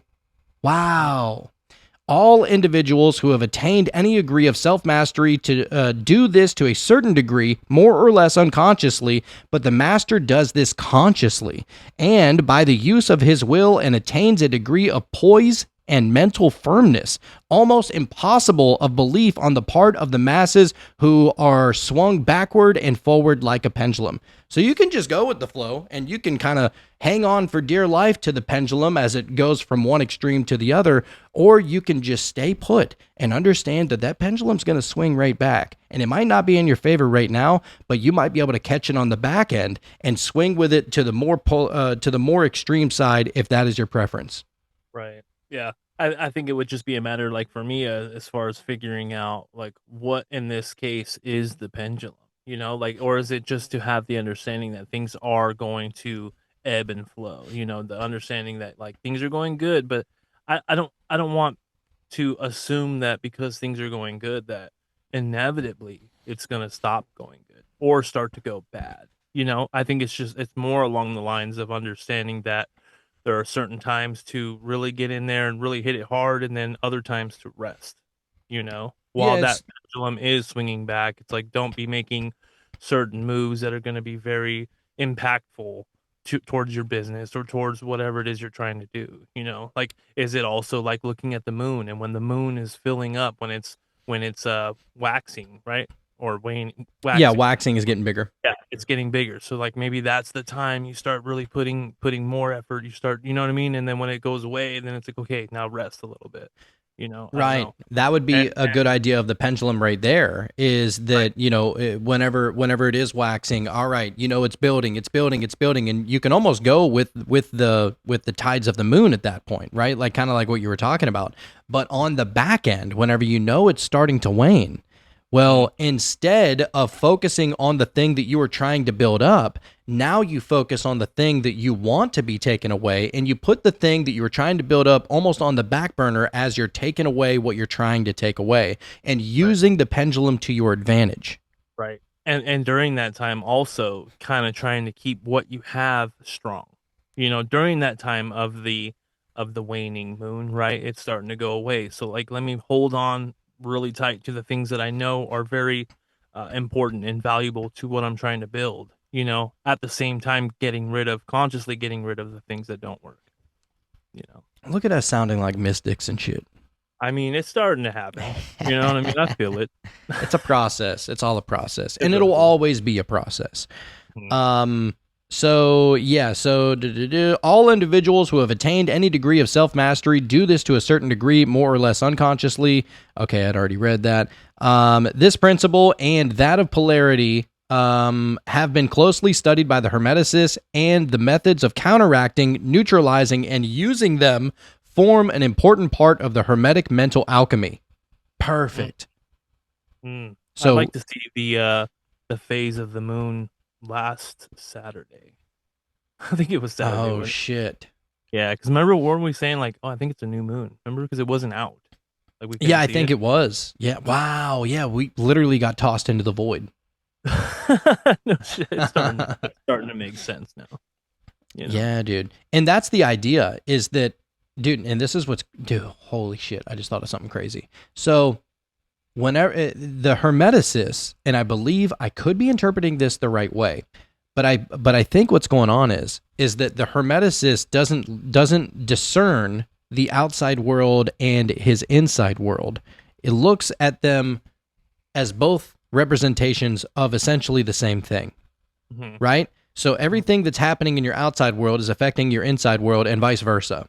So if something is going on in the outside world that you're like, oh man, the pendulum is swinging to a crazy, extent that I'm not really for, then like you want to transmute that inwardly and hope that it almost manifests outwardly, Yeah, dude. And another thing I just thought of now that you brought that up, as far as like the energy of your environment, right? It had been raining for 2 days before we even had that experience, and then days after. And so it was like that our environment was the energy of emotions and rain and water coming down. You know what I'm saying? And so Oh, and that then was And a then it hailed. representation of our outside world and our inside world all simultaneously. You know, Dude, and then how about it hails a couple days after? yeah, no shit. Talk man. about chaos. Which hailing in Phoenix is crazy. That was the worst I've seen since I've lived here. It So- hailed so damn much that it looked like snow on the ground. Yeah, yeah. There was a mattress floating by. I was driving home from the store, and there was a mattress that floated by me. I was in traffic, and the mattress was moving faster than I was. You know, Almost as if, so that I thought a polar bear was gonna like. pop yeah, out. yeah, I mean, it was crazy. with a fucking Coca-Cola or something. But it was almost, it was almost as if the outside world was matching our inside world. Exactly. You know, and the same. Correspondence, dude. Yeah, well, it's all rhythm, it's all correspondence, it's all polarity. Above, You know? below, mentalism. It all fucking goes. This isn't crazy. No, You know? it makes sense. It's not it's not Delulu. Yeah. When we can sit here and just riff on certain things because it resonates, you know what I mean? It's not like something you have to really dig deep to try to put something together on the spot. This is just what it is. Idiot, Jimmy. what idiot. Yeah. Well, and that brings us to the sixth principle, which is the principle of cause and effect. So, every cause has its effect. Every effect has its cause. Everything happens according to law. Chance is but a name for law not recognized. Whoa. There are many planes of causation, but nothing escapes the law. Shit, yeah. All right. So this principle embodies the fact that there is a cause for every effect, an effect from every cause. It explains that everything happens according to law, that nothing ever merely happens, that there is no such thing as chance. While there are various planes of cause and effect, the higher dominating the lower, the higher planes dominating the lower planes, still nothing ever entirely escapes the law. The Hermeticists understand the art and methods of rising above the ordinary plane of cause and effect to a certain degree, and by mentally rising to a higher plane, they become causers instead of effects. Let's go, dude. The masses of people are carried along, obedient to environment, the wills and desires of others stronger than themselves, heredity, suggestion, and other outward causes moving them about like pawns on the chessboard of life.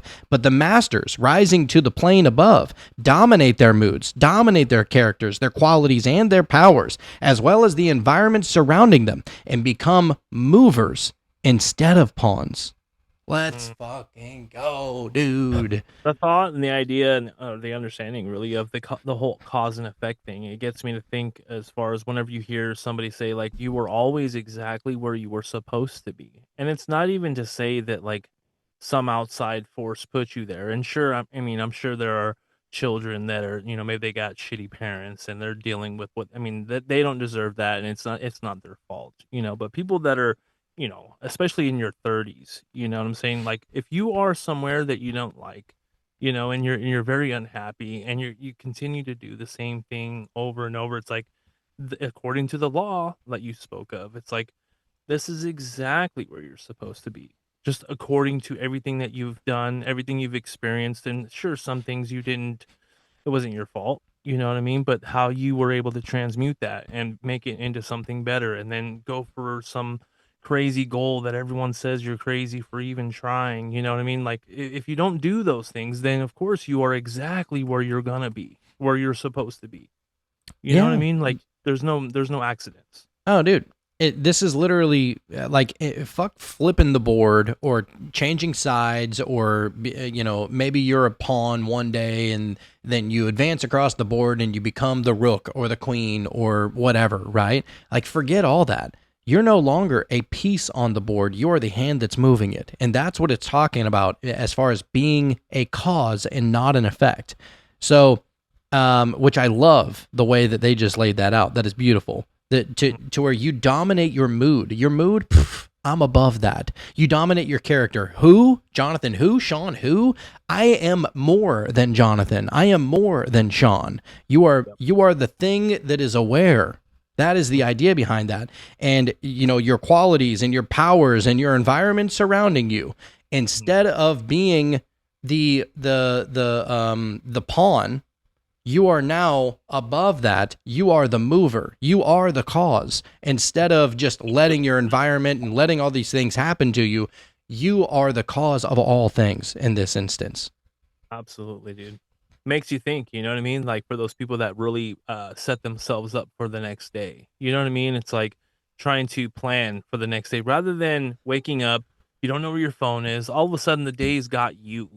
You know what I mean? And you're really just subject to, oh, now I'm late to work. And this is speaking out of experience. This happened to me today. I woke up, couldn't find my phone, and then I was late to work. And in that moment, I started to get really frustrated. Like it was already I was in reactive mode, Yep. and it's like, then I was like, okay, let me just take myself out of this real quick. It's gonna be fine. I'm gonna get to work late. They're gonna have to deal with that, like it is. I can't just be there on time today. It's just not gonna happen. And so instead of getting myself down and just kind of continuing to be frustrated, I just said, okay, I'm gonna leave my phone. I'll find it later. I'll get to work late. It's fine. And then everything was fine, but it was so easy to start to get a little frustrated just because I couldn't find my phone, which is like another just an attachment, if you want to be honest. I mean, if you really think about it, look at every aspect of yourself, of you in this incarnation, you of the physical body,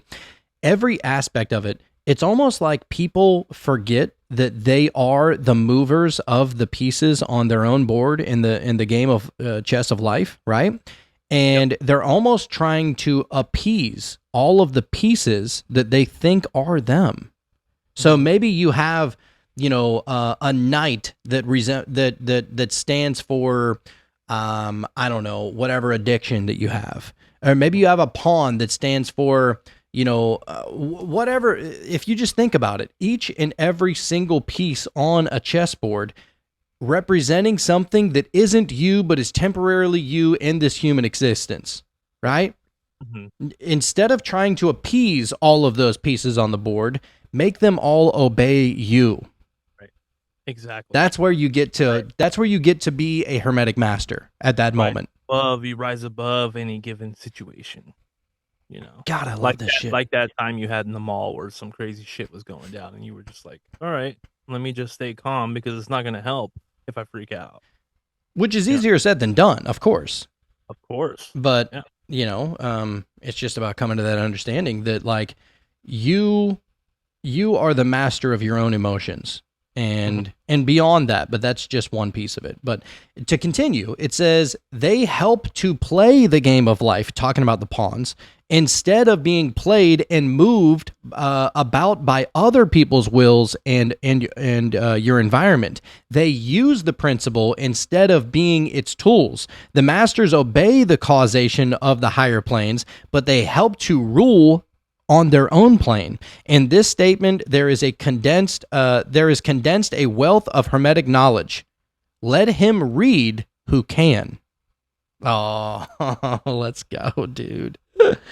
Oh man. And that's not talking about reading words on a page. It's just being able to let him read is let him become aware. If you have the ability to become aware, you should do it. Okay. Nextly, we have the seventh principle, which is the principle of gender. I was trying to say it fancy, but it didn't come out. Anyway, so gender is in everything. Everything has its masculine and feminine principles, gender. So it manifests on all planes. So this principle embodies the truth that there is gender manifested in everything, the masculine and feminine principles ever at work. This is true not only on the physical plane, but of the mental and even the spiritual planes. On the physical plane, the principle manifests as sex. Interesting. On the higher plane, it takes higher forms, but the principle is ever the same. No creation, physical, mental, or spiritual is possible without this principle. An understanding of its law will throw light on many of subjects that has perplexed the minds of men. The principle of gender works ever in the direction of generation, regeneration, and creation. Everything and every person contains two elements or two principles, or this great principle within it, him or her. Every male thing has the female element also. Every female contains also the male principle.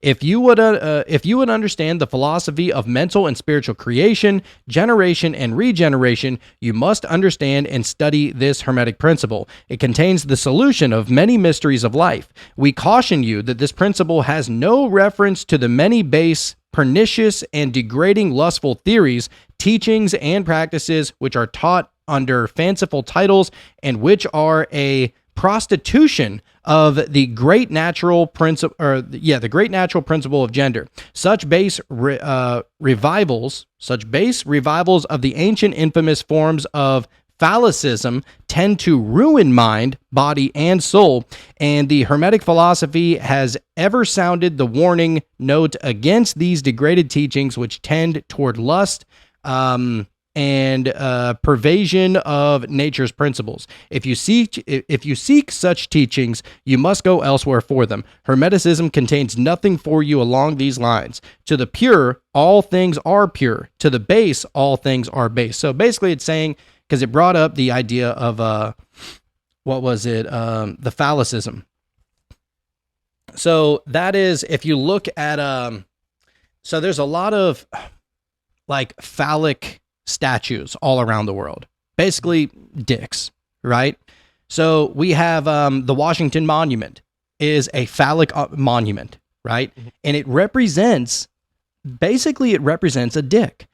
And the idea is that if you look at it, it sounds kind of crazy and a little bit messed up, but essentially look at every, like just the Washington Monument for an example, because that's the one that's coming to mind.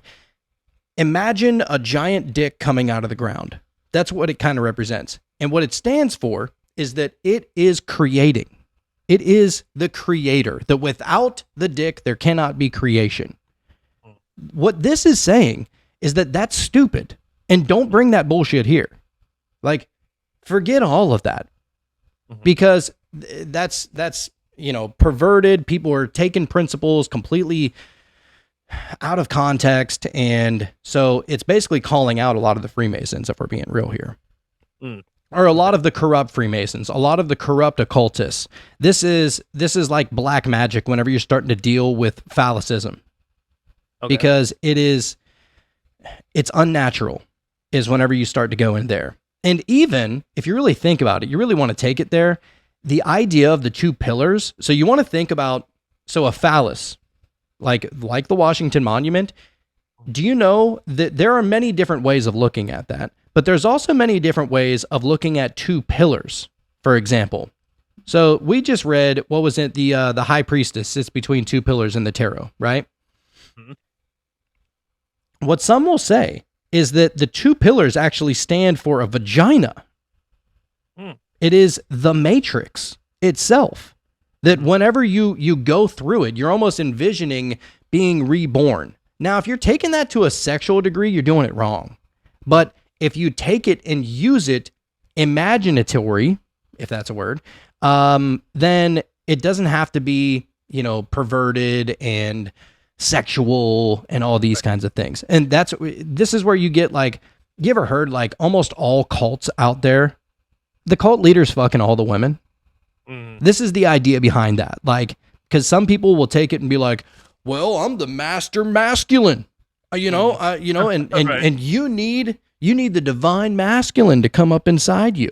It's like, dude, you're doing it wrong. That's not the way. So weird people out there. Surely is.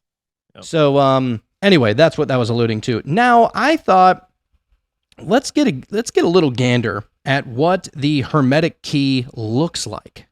Okay? And for anybody that's out there wondering, the Hermetic key and the Ankh, I get why people would confuse the two. It's not the same exact thing. So the Hermetic key symbol, you've seen it before. And I'm going to show it to you. I'm going to show all of you here. This is the Hermetic key symbol. Yeah. Mm-hmm. So it's the circle inside a square, inside a triangle, inside a circle. Yep. So the term Hermetic key symbol can refer to several different concepts, but most commonly relates to an alchemical key that unlocks mystery and a lantern representing human knowledge. Oh, Let's go, dude. It is also associated with a larger alchemical hand symbol featuring the key, lantern, sun, star, and crown, which symbolize various stages of the alchemical work and spiritual mastery. So there's that.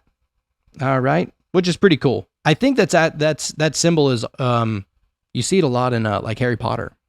Yeah. Like it's that symbol. So I thought that was pretty neat. So we have one more thing that I did want to go over here today. This one's running a little bit longer than I thought it would. I'm actually happy about that. I like it. It got deep, man. Dude, it got super deep. It needed to. And it's only going to get deeper. I'm a little bit scared, but let's go. You know, Not too deep. We're not going to lose ourselves here. We're wearing floaties in this one. promise. No. So, all right. So I was trying to figure out what is the master key. Remember, it brought it up in the first principle in mentalism, talking about the master key. That if you can hold that, then you got it. You got it figured out, right? Yep. So, within Hermetic philosophy, there is a very clear idea of a master key that unlocks all 7 principles. That the master key is that the mind is the source of all creation. That is the key. Yep. So the master key is literally the first principle. Yep. And everything else falls below it. Mm-hmm. So I'm glad that that's what it is. You know, because I get it. yeah, it resonates. You know? Yeah. Or in today's terms, instead of saying it resonates, we just like to say it fucks. Yeah, dude, it fucks. Hard. So everything else, every one of the 7 principles is simply an extension or application of this one meta truth. I love that they wrote that. It's a meta truth. So here we go. So the principle of mentalism, that the all is mind, equals the master key. So this is the first principle because it is the foundation. And it says that everything you experience is a projection, emanation, or expression of consciousness. So what it means is that reality isn't something that you are in. Reality is something that you are dreaming. So if you change the dreamer, you change the dream. If you change the mind, you change the universe. This is why the principle of mentalism precedes and governs the other principles. It is the master key because every other principle depends on it. Vibration exists because the mind vibrates. Correspondence exists because the mind reflects itself in patterns. Polarity exists because the mind divides unity into opposites. Rhythm exists because mind breathes in cycles. Cause and effect exists because the mind chooses a direction, and gender exists because the mind splits itself into creative dual forces. Dude, So everything is rooted in the mind as the architect of reality. The architect is the mind. The grand architect that the Freemasons are talking about, God, source, creation, the dream, the matrix, the simulation, whatever you want to call it. The fucking governor is the mind, that is the universe, that is everything that is within and outside of the universe. wow. See, that right there just brings it home, man. It do. That helps so much, It's like, oh, you're scared, you know what I mean? Like what you're experiencing is, a little overwhelming. Well, it's you. So You did that. you did that. You don't Good- like it? Stop job. doing it. Right. Stop doing that. Just stop. And of course, it's easier said than done. We don't mean to gaslight anybody here. No. But that's not the idea behind it. It's about understanding that first, of course, you have to be able to govern yourself. But once you got that, and you're not always going to have it. It's not always going to be like 100%, I always govern myself. Of course, if you're on a diet, you're always going to drool at the sight of a Reese's, right? Yeah. But the idea is that you can tame that. And if you can tame that part of you that is below you, because the body is below the mind, right? Like the heaven, which is your mind, is below that of the earth, which is your body. Yeah. So fun, dude. Love it. Starting to click. So the master key is self-control over your inner states. So the Hermetic teacher said, he who controls his mind controls his world. So this means control your thoughts and you control your manifestation. Control your emotions and you control your frequency. Control your inner polarity and you control your outer conditions. Your inner state is the seed. Your outer life is the bloom. Wow. Wow. So good, man. So the master key is simply realizing that you are the sower. You reap what you sow, they say. That is what they say, dude. That is what they say. So the master key is personal alchemy. This is all transmutation, right? Mhm. So the Hermeticist isn't trying to change the outside world first. They change themselves and then reality bends. Transmutation is the secret word. It means turn fear into power, turn doubt into knowing, turn chaos into order, turn lower nature into higher nature. This is literally the magic behind all magic. Fucking A, it is. So another way to describe the master key is that in older esoteric lodges, the master key was defined as the ability to harmonize your vibration with any desired reality. So since everything is vibration, he who can shift his vibration can shift his universe. That is the true hidden power. The simplest definition ever given. We're just going to break it all the way down, dumb it down for even people like us. For me. For me. Let's be real, all right? So if you strip away all philosophy, all occultism, all metaphysics, here's the core master key. You are the one creating your reality. Not God, not fate, not chance. You. Once you accept that fully, you unlock all 7 principles automatically. Hermeticism is not about memorizing the principles or the laws or anything like that. It's about realizing that you are the law. Dude, that was pretty much the download I got. That was pretty much it. Remember I was saying, like, man, this place just seems chaotic. You know, like the universe itself is chaos that we have to harness. Like that's the harnessing, you know? Like I wasn't looking at the Hermetic principles. I wasn't trying to understand that. This was just like a packet of information that I just seemed to understand. And it's basically what this is kind of laying out. Like, yeah, sure, things can be chaotic. Things around you can be happening that are not preferable, you know, but it's up to you to make it more preferable. You know what I mean? Transmute a situation, or, you know, someone's treating you like shit. Like maybe that person's not good for you, or whatever the case is, you know, it's like whatever situation you're in because, you know, everything that led up to that and the things that you've allowed up until this point. And so if you can take that chaos and harness it, you can turn it into something beautiful, turn it into something preferable. Dude, you are the fucking law. Like that is, it seems so easy and so simple that it almost can't be true. You know what I mean? Yeah. You're like, oh my God, it's been hiding right in front of my face, literally, except for on the other end, you know, behind your face, this entire time. Yeah, man. I love it. So, yeah, I'm happy we were able to do this episode today. It brought me a little bit more clarity and just kind of, at least me on a personal level, it brought me back to what I already knew. And that's important. Forgot momentarily. You know what I mean? You forgot for a little bit, which, I mean, you know, you had an excuse. Don't get me wrong. That was a little rocky, you know. So I'm glad we did this as well, man. That makes me even feel better. So. Oh, dude, Humpty Dumpty had to put the pieces back together. That's right. You know. Right. So, do you have your cards with you? I don't, for some reason. Shauno. That's my bad, dude. What are you doing with your life? You know what? I got the green screen put up. I was busy, right? Give me a break. Throw me a frickin' bone here, Scott. Can't catch a break, you know.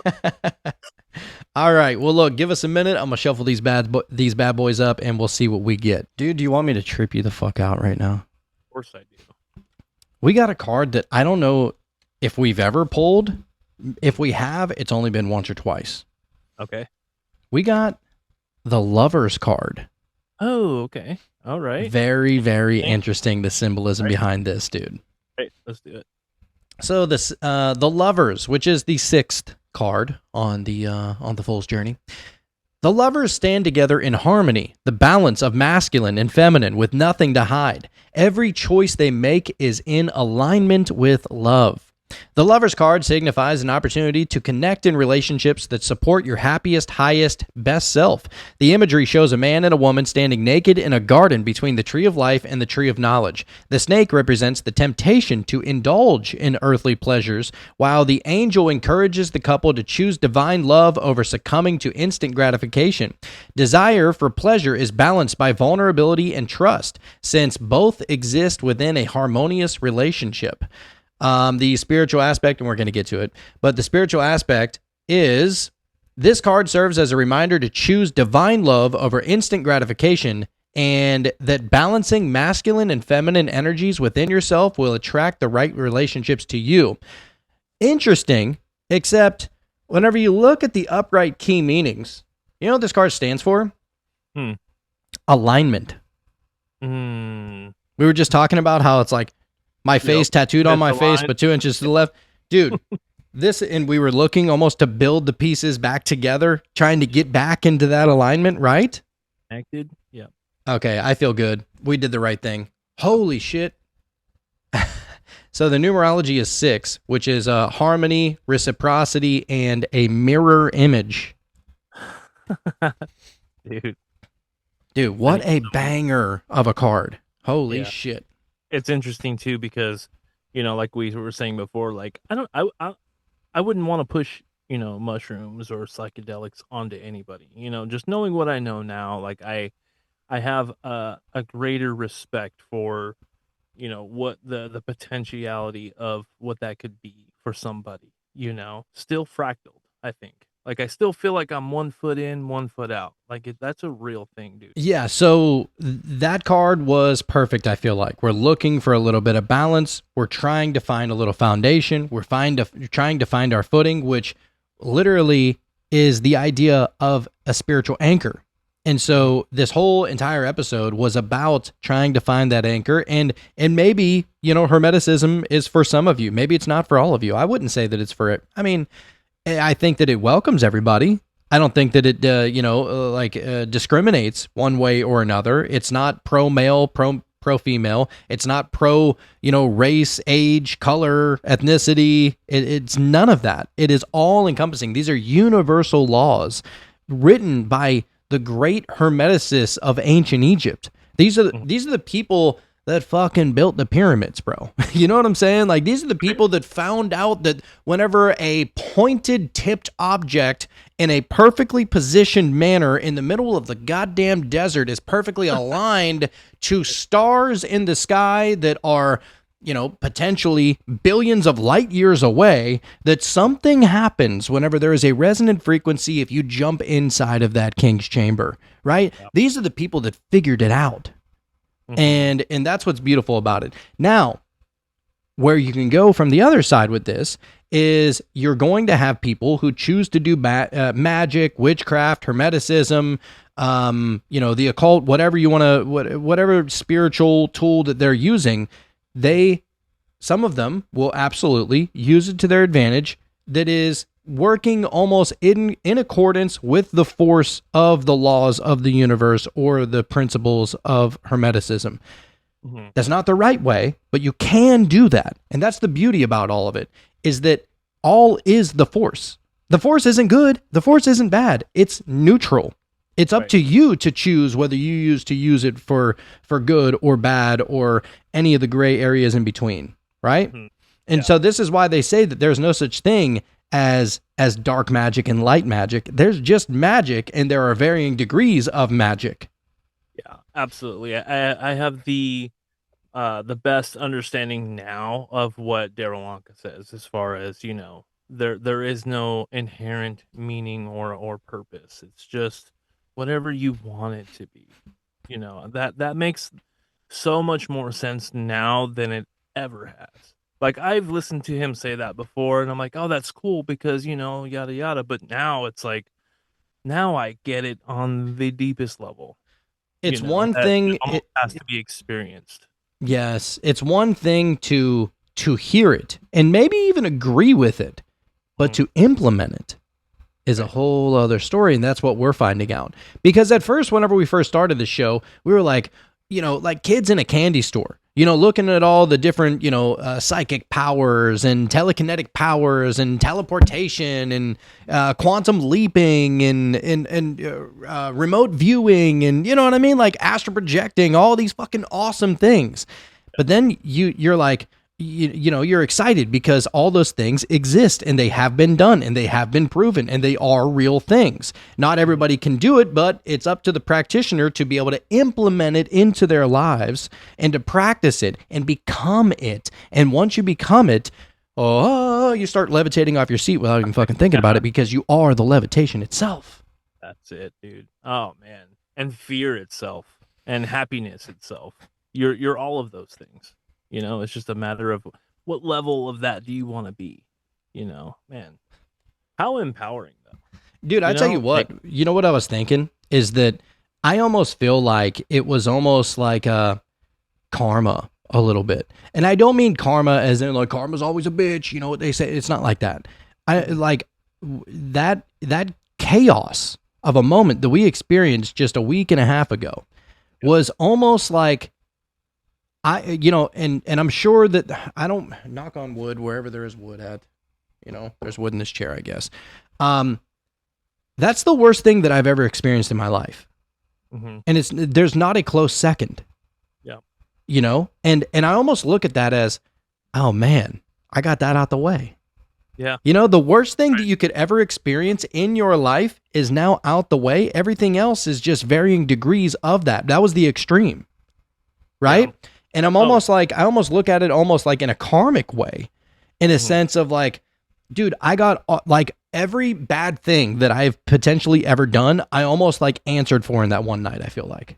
Oh man, there was so much that was given to us in that moment. Like you can say given to, but like we received what, dude, I can't even imagine going back to the, and I always thought I was very empathic, like had an understanding of what other people were thinking and feeling and trying to really almost bend and try to get to a level of myself that they needed, for that moment or whatever. But the level of empathy and compassion that gave me, you know what I mean? Like the understanding of people that have lost people, like, sure, we've all lost people, and sometimes it's you see it coming, and you have time to prepare. But there are people that have lost people just out of nowhere, and this is something I've really been thinking about because in my experience, that's kind of what it was alluding to, and it was really putting me in that position of, trying to understand what it's like for someone to just lose somebody out of nowhere, and they're just blind, like just out of nowhere, man. And like, how do you get out of that? How do you overcome that? And I imagine that's got to be the hardest thing. And so, man, just that level of understanding is like, there's definitely levels to a hard time, and that's the worst. That's the worst level of hard time you can ever have. It was losing someone really close to you. Yeah, it was quite fucked, man. But you know what? We've transmuted it, and it's going to continue to be transmuted. And everybody else that has ever gone through the worst thing that's ever happened to them, we would love to hear what ways you have transmuted it, or if you're having trouble transmuting that, being able to look at something so negative and being able to find something that you can gain from it. That's fucking mastering yourself. That is inner alchemy, right? Mm-hmm. And it's more than just a silver lining. It is a silver coating. It is a silver fucking blanket.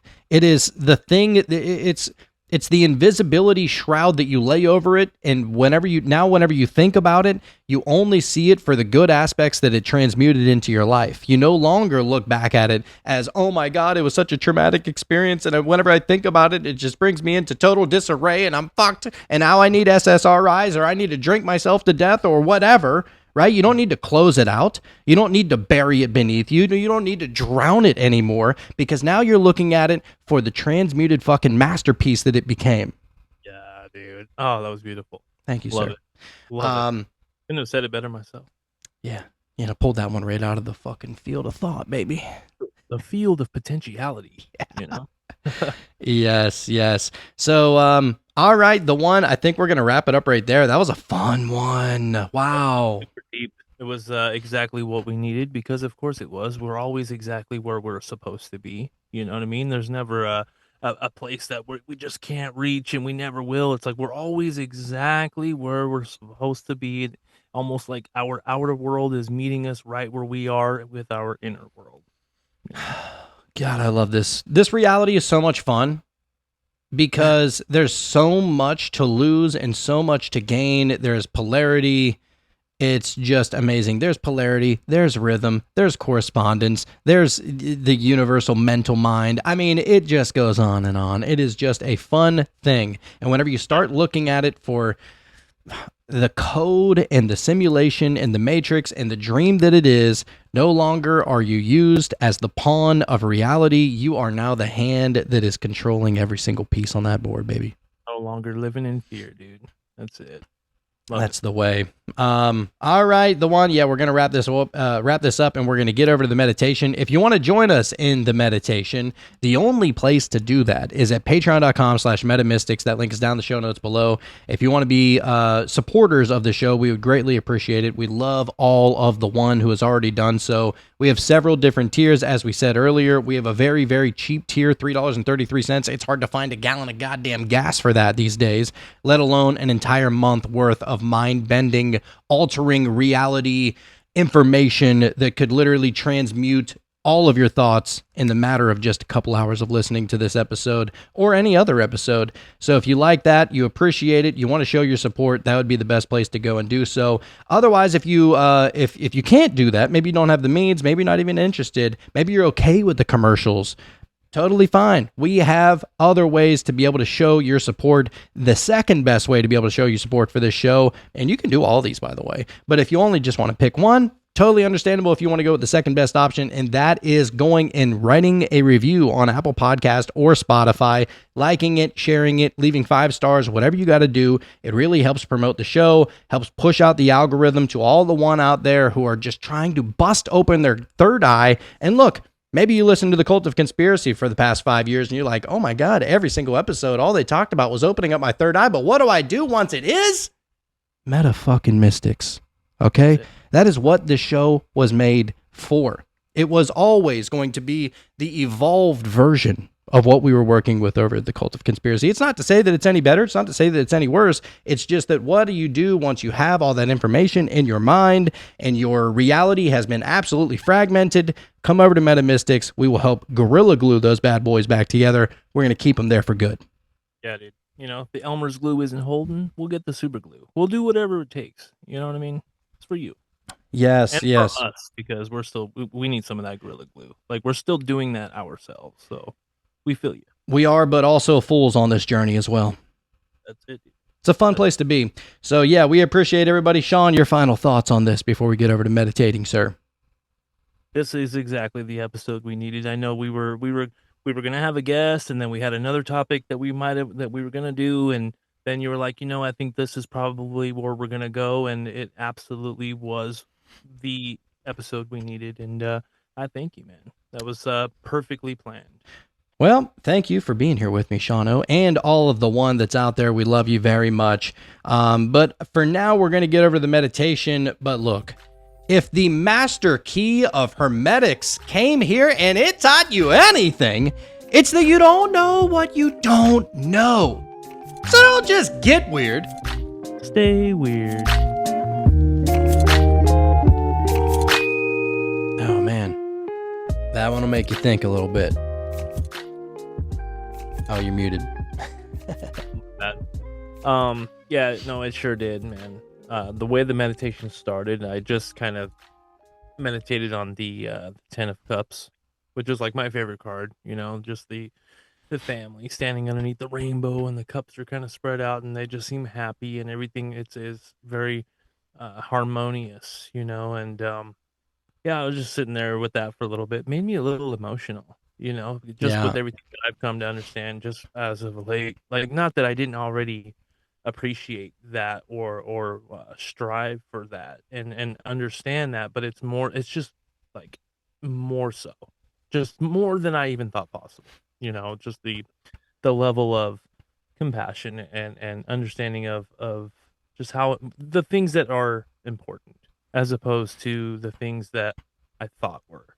That was very clear. And I think we all have those things, that we think are, important or need time and attention. And then you realize, like, does it really? Like these things are the things I should be putting all of my attention on. And everything else kind of just gets the scraps, and that's kind of where I was there in that meditation. And man, I had a lot of different thoughts that were just kind of roaming around. And, it's hard to even know what to talk about, but I do remember thinking about as far as, that whole thing you said, as far as like, how do we get behind a microphone, as far as what we've come to understand and like how serious and how much bigger than us this whole thing is, and how vast and how many levels there are to the mental. And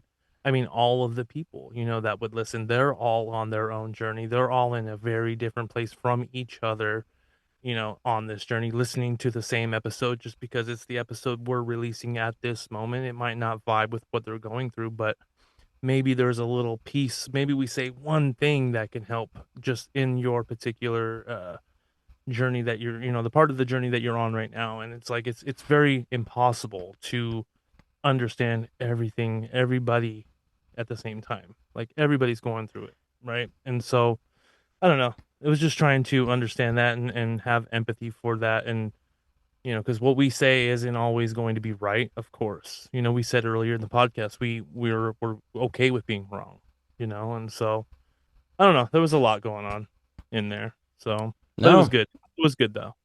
Oh, I feel that. I had an abundance of thought as well. At first, I'm not gonna lie, I'm not sitting in my computer chair that I'm used to sitting in. I'm sitting in this chair without wheels. I like to be able to roll around. I'm antsy all the time, and but this is more of like a just keeps you in one spot kind of chair, and it's not as comfortable. But I was thinking, well, this whole episode, it's not a comfortable chair, and my back was starting to hurt, and I was thinking, like, you know what? Let me, in this meditation, I was trying to almost transmute the hurting back, right? And just initially, because I wanted to be able to go as deep into meditation as I could, and I knew I couldn't do that if my focus was on my back hurting. Simple shit like that, right? And so, dude, I don't know, I don't even know if I like thought of this or if it just started to happen, but I almost felt like it's gonna sound strange, dude, and I don't mean it in the literal human sense. Almost look at it as in the cosmic sense, if you will. All right. I felt as if I was sitting inside of like the cosmic motherly womb. And that cosmic motherly womb, I was resting in it, and like my back's not up against the chair. I felt as if there was an embrace around me, almost like I was in like a cosmic cocoon or some sort, right? To where I now no longer had to worry about my back kind of aching. Right. And dude, literally, you're lucky to be sitting there, it literally took me completely out of my back even hurting. And so that's like a form of transmutation. And the beautiful thing is what I was, getting there to understand was, and we've talked about it before, yes, the all is mind and the universe is mental and all is one and all that stuff, right? But at the same time, there's a co-creation force happening, or a coexistence force, or a dance partner, if you will. Whatever this universe is, we are dancing with it. It can't dance without us, and we can't dance without it. We are it. It is us. It's a divine union, if you will, right? Yep.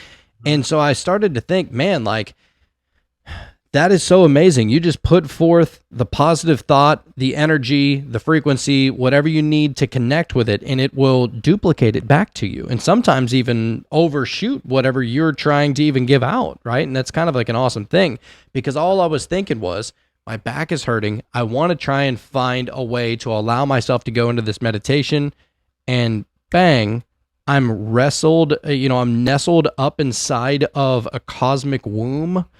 Like, so strange. And it's hard to even put into words what I was like picturing, but it's so crazy. So anyway, I went there, and then I was like, I started to, because I feel like, what goes unnoticed all the time is, they talk about like, and this is the original story. It depends on what story you're pulling from, but if you're going to the etymological, like beginning roots of certain words and certain phrases and certain initiations and stuff like that, it was never supposed to be the Father, Son, and the Holy Ghost, right? It was supposed to be the Divine Mother, the Divine Father, and then the kid, right? Like, it's creation. Yeah. And so I started to think, everybody's always trying to reach out to old Father God. And I'm like, people just be forgetting about Mama, about old Mama Bear. You know what I'm saying? And I was just like, let me try and reach out. And that's what I was trying to do. I was just trying to connect with that divine feminine,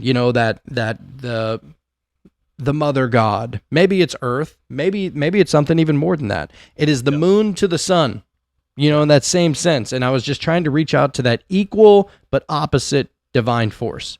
Yep. And man, such a warm embrace I felt, and I don't even know the word. Let me think about it here for a second. An unspeakable amount of love and peace and calmness. Mm-hmm. And I think that actually, that 963 was perfect for that. That 963 hertz. You're thinking about it, and it's like, it would make sense if there is a God. It would make sense that it would be a woman, to me. Yeah. Like, it would make it. I'm not saying that it is. I'm just saying if it's one or the other, it would make sense that it's more of a motherly creation. Be one or the other. You know what I mean? That's where we go wrong, I think. It's like, why not? Like you said, people never think about the mother, right? It's like, because she's probably a witch. Yeah. That's where it would go. It's like, and it's demonic. It's like, there's a mother, there's a father, there's what comes from that, which is us. You know what I mean? And so, no, it makes perfect sense. Well, and so I took that and I started thinking, man, just thinking about existence as a whole and certain lessons that we can learn from the experience of what it means to be a human. Yeah. If every single thing that is going on is nothing more than us and our mind and just the oneness of everything, then every single experience and emotion and embrace and heartache and sadness and happiness and everything in between on the poles is all our own creation. Mm-hmm. So I'm thinking, all right, well, if that is what we're here to learn, then I wonder how we're going to apply it after, we kind of cease to exist as a human, right? If it is kind of a goal of just like, every single incarnation is some form of lesson that we have to learn towards an ultimate goal. I would have to imagine it's something like that. And I'm sure, humans are the ones that create time. So it's like, hey, that's on you. You're not up against the clock by any means. Right. And so I'm starting to think like, man, I wonder if the lessons to be learned are almost taking what you learned in this reality and being able to apply it in a higher sense. So in the sense of, whenever we were in that horrible, nasty, fucking horrifying nightmare of a trip, right? What if we were able to, what term am I looking for? Simulate what it felt or what it feels to be embraced by a divine mother.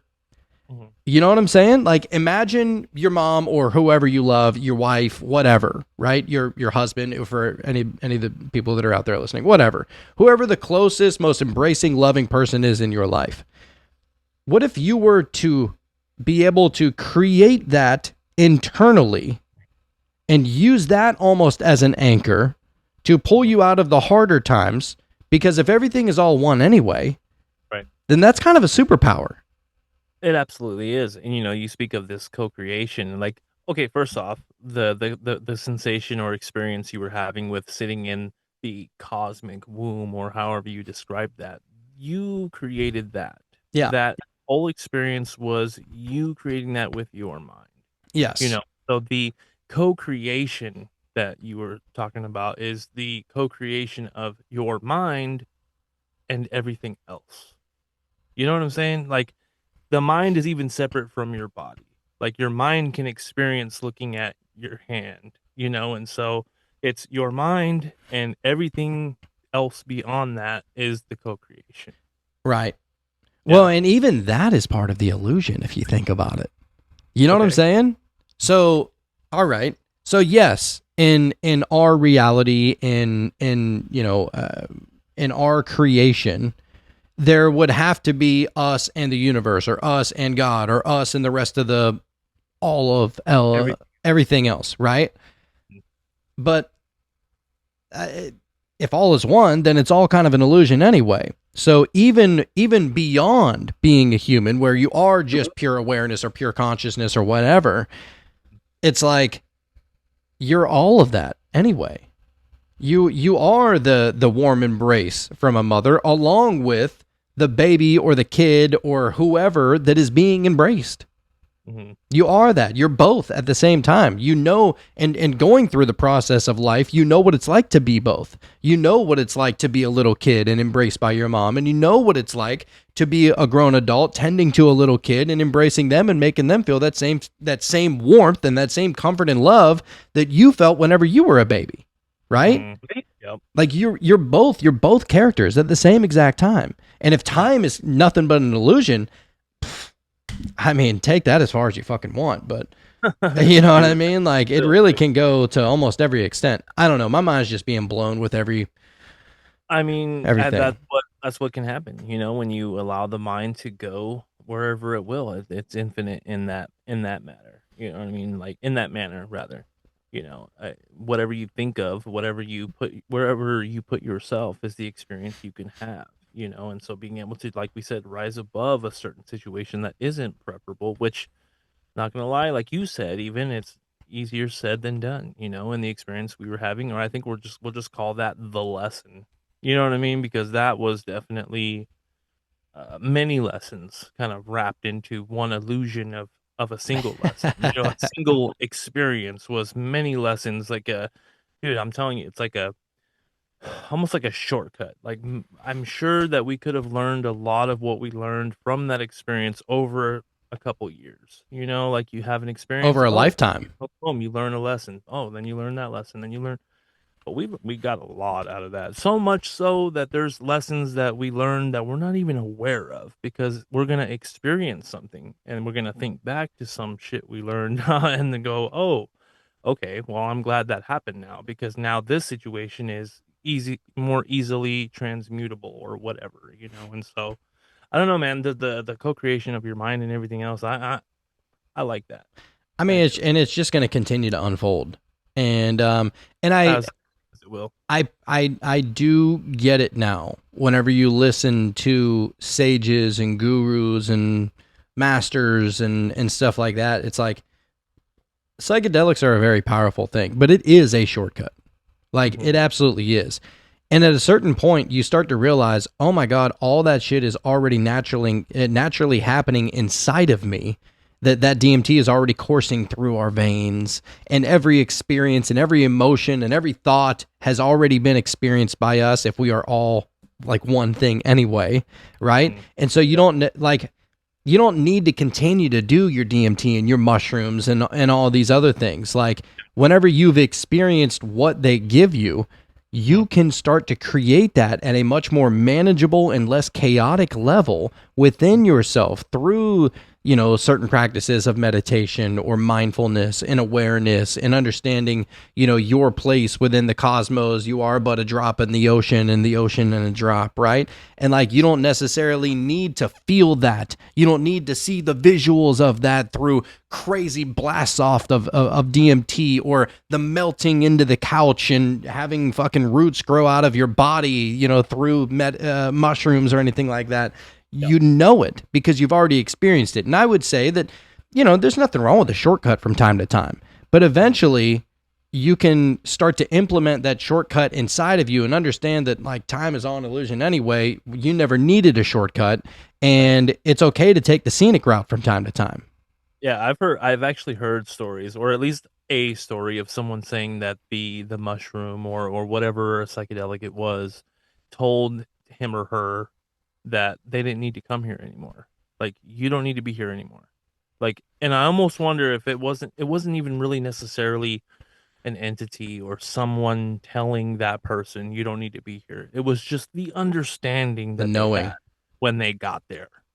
I don't need to go here no more. Yeah. I know what I need to do. So Yeah.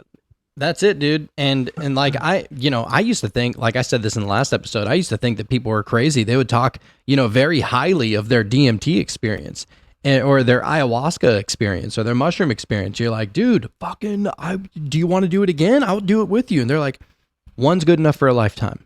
Yeah. And it's like, every single thing is good in dosages. You know what I'm saying? Like you don't need to have every single little bit of DMT that is outside of your body, because that's already in you. It is already giving you breadcrumbs every single day, every single moment of your existence, and it's nice to have a big old heap and bowl of Captain Crunch in the morning. You know what I'm saying? I'm just going crazy now, but my favorite. It is solid. Going crazy. Anyway, no. We're all mad here. Yeah. So Yeah, man. fun episode. I'm very happy we did this. Yeah. And everything happens for a their reason. own- People are gonna do what they're gonna do. You know what I mean? Some people are still called to it, and that's fine. If it's part of your journey, good. For me, I'm good. Yeah, I feel the same exact way. And look, we're not judging anybody that wants to continue to do it. I mean, we did it a lot of times, psychedelics, and we tripped our balls off and we came to crazy conclusions and wild downloads and Good times, some of the bad most amazing experiences, laughing so much that we couldn't stop crying so much that we started to laugh. I mean, and everything in between, dude. And we got to that point. We reached the threshold of that. Yep. And we don't look back negatively at the experiences. As a matter of fact, it's the fucking great teacher after all anyway. what they say, man. And we found that out for sure. We did. So anyhow, hopefully you're enjoying walking with us on this journey. We love being on the journey with you and sharing our experiences and the conclusions that we come to realize and understand over time. And it just makes all of these more esoteric and occult and spiritual and magical and witchy concepts that much easier to swallow. And that much... What's that? It's much more tangible. It's Yes. not out there. Once you start to really... I mean, I'm not even saying I fully understand it, because I don't think anybody fully understands it, but just when you start to grasp certain things, it just becomes so much more tangible, and it's not so, sparks flying out of the wand. You know what I mean? You really see it for what it really is and what it can do for you. Yeah. Yeah, it's crazy. Well, I mean, look, I think this is only another step in the journey, and we will keep on walking until there ain't no more goddamn tread on these shoes, baby. And that's just the way. So thank you guys so much for coming to hang out with us tonight. We really appreciate it. We love you, and we'll see you on the flip side. Thank you.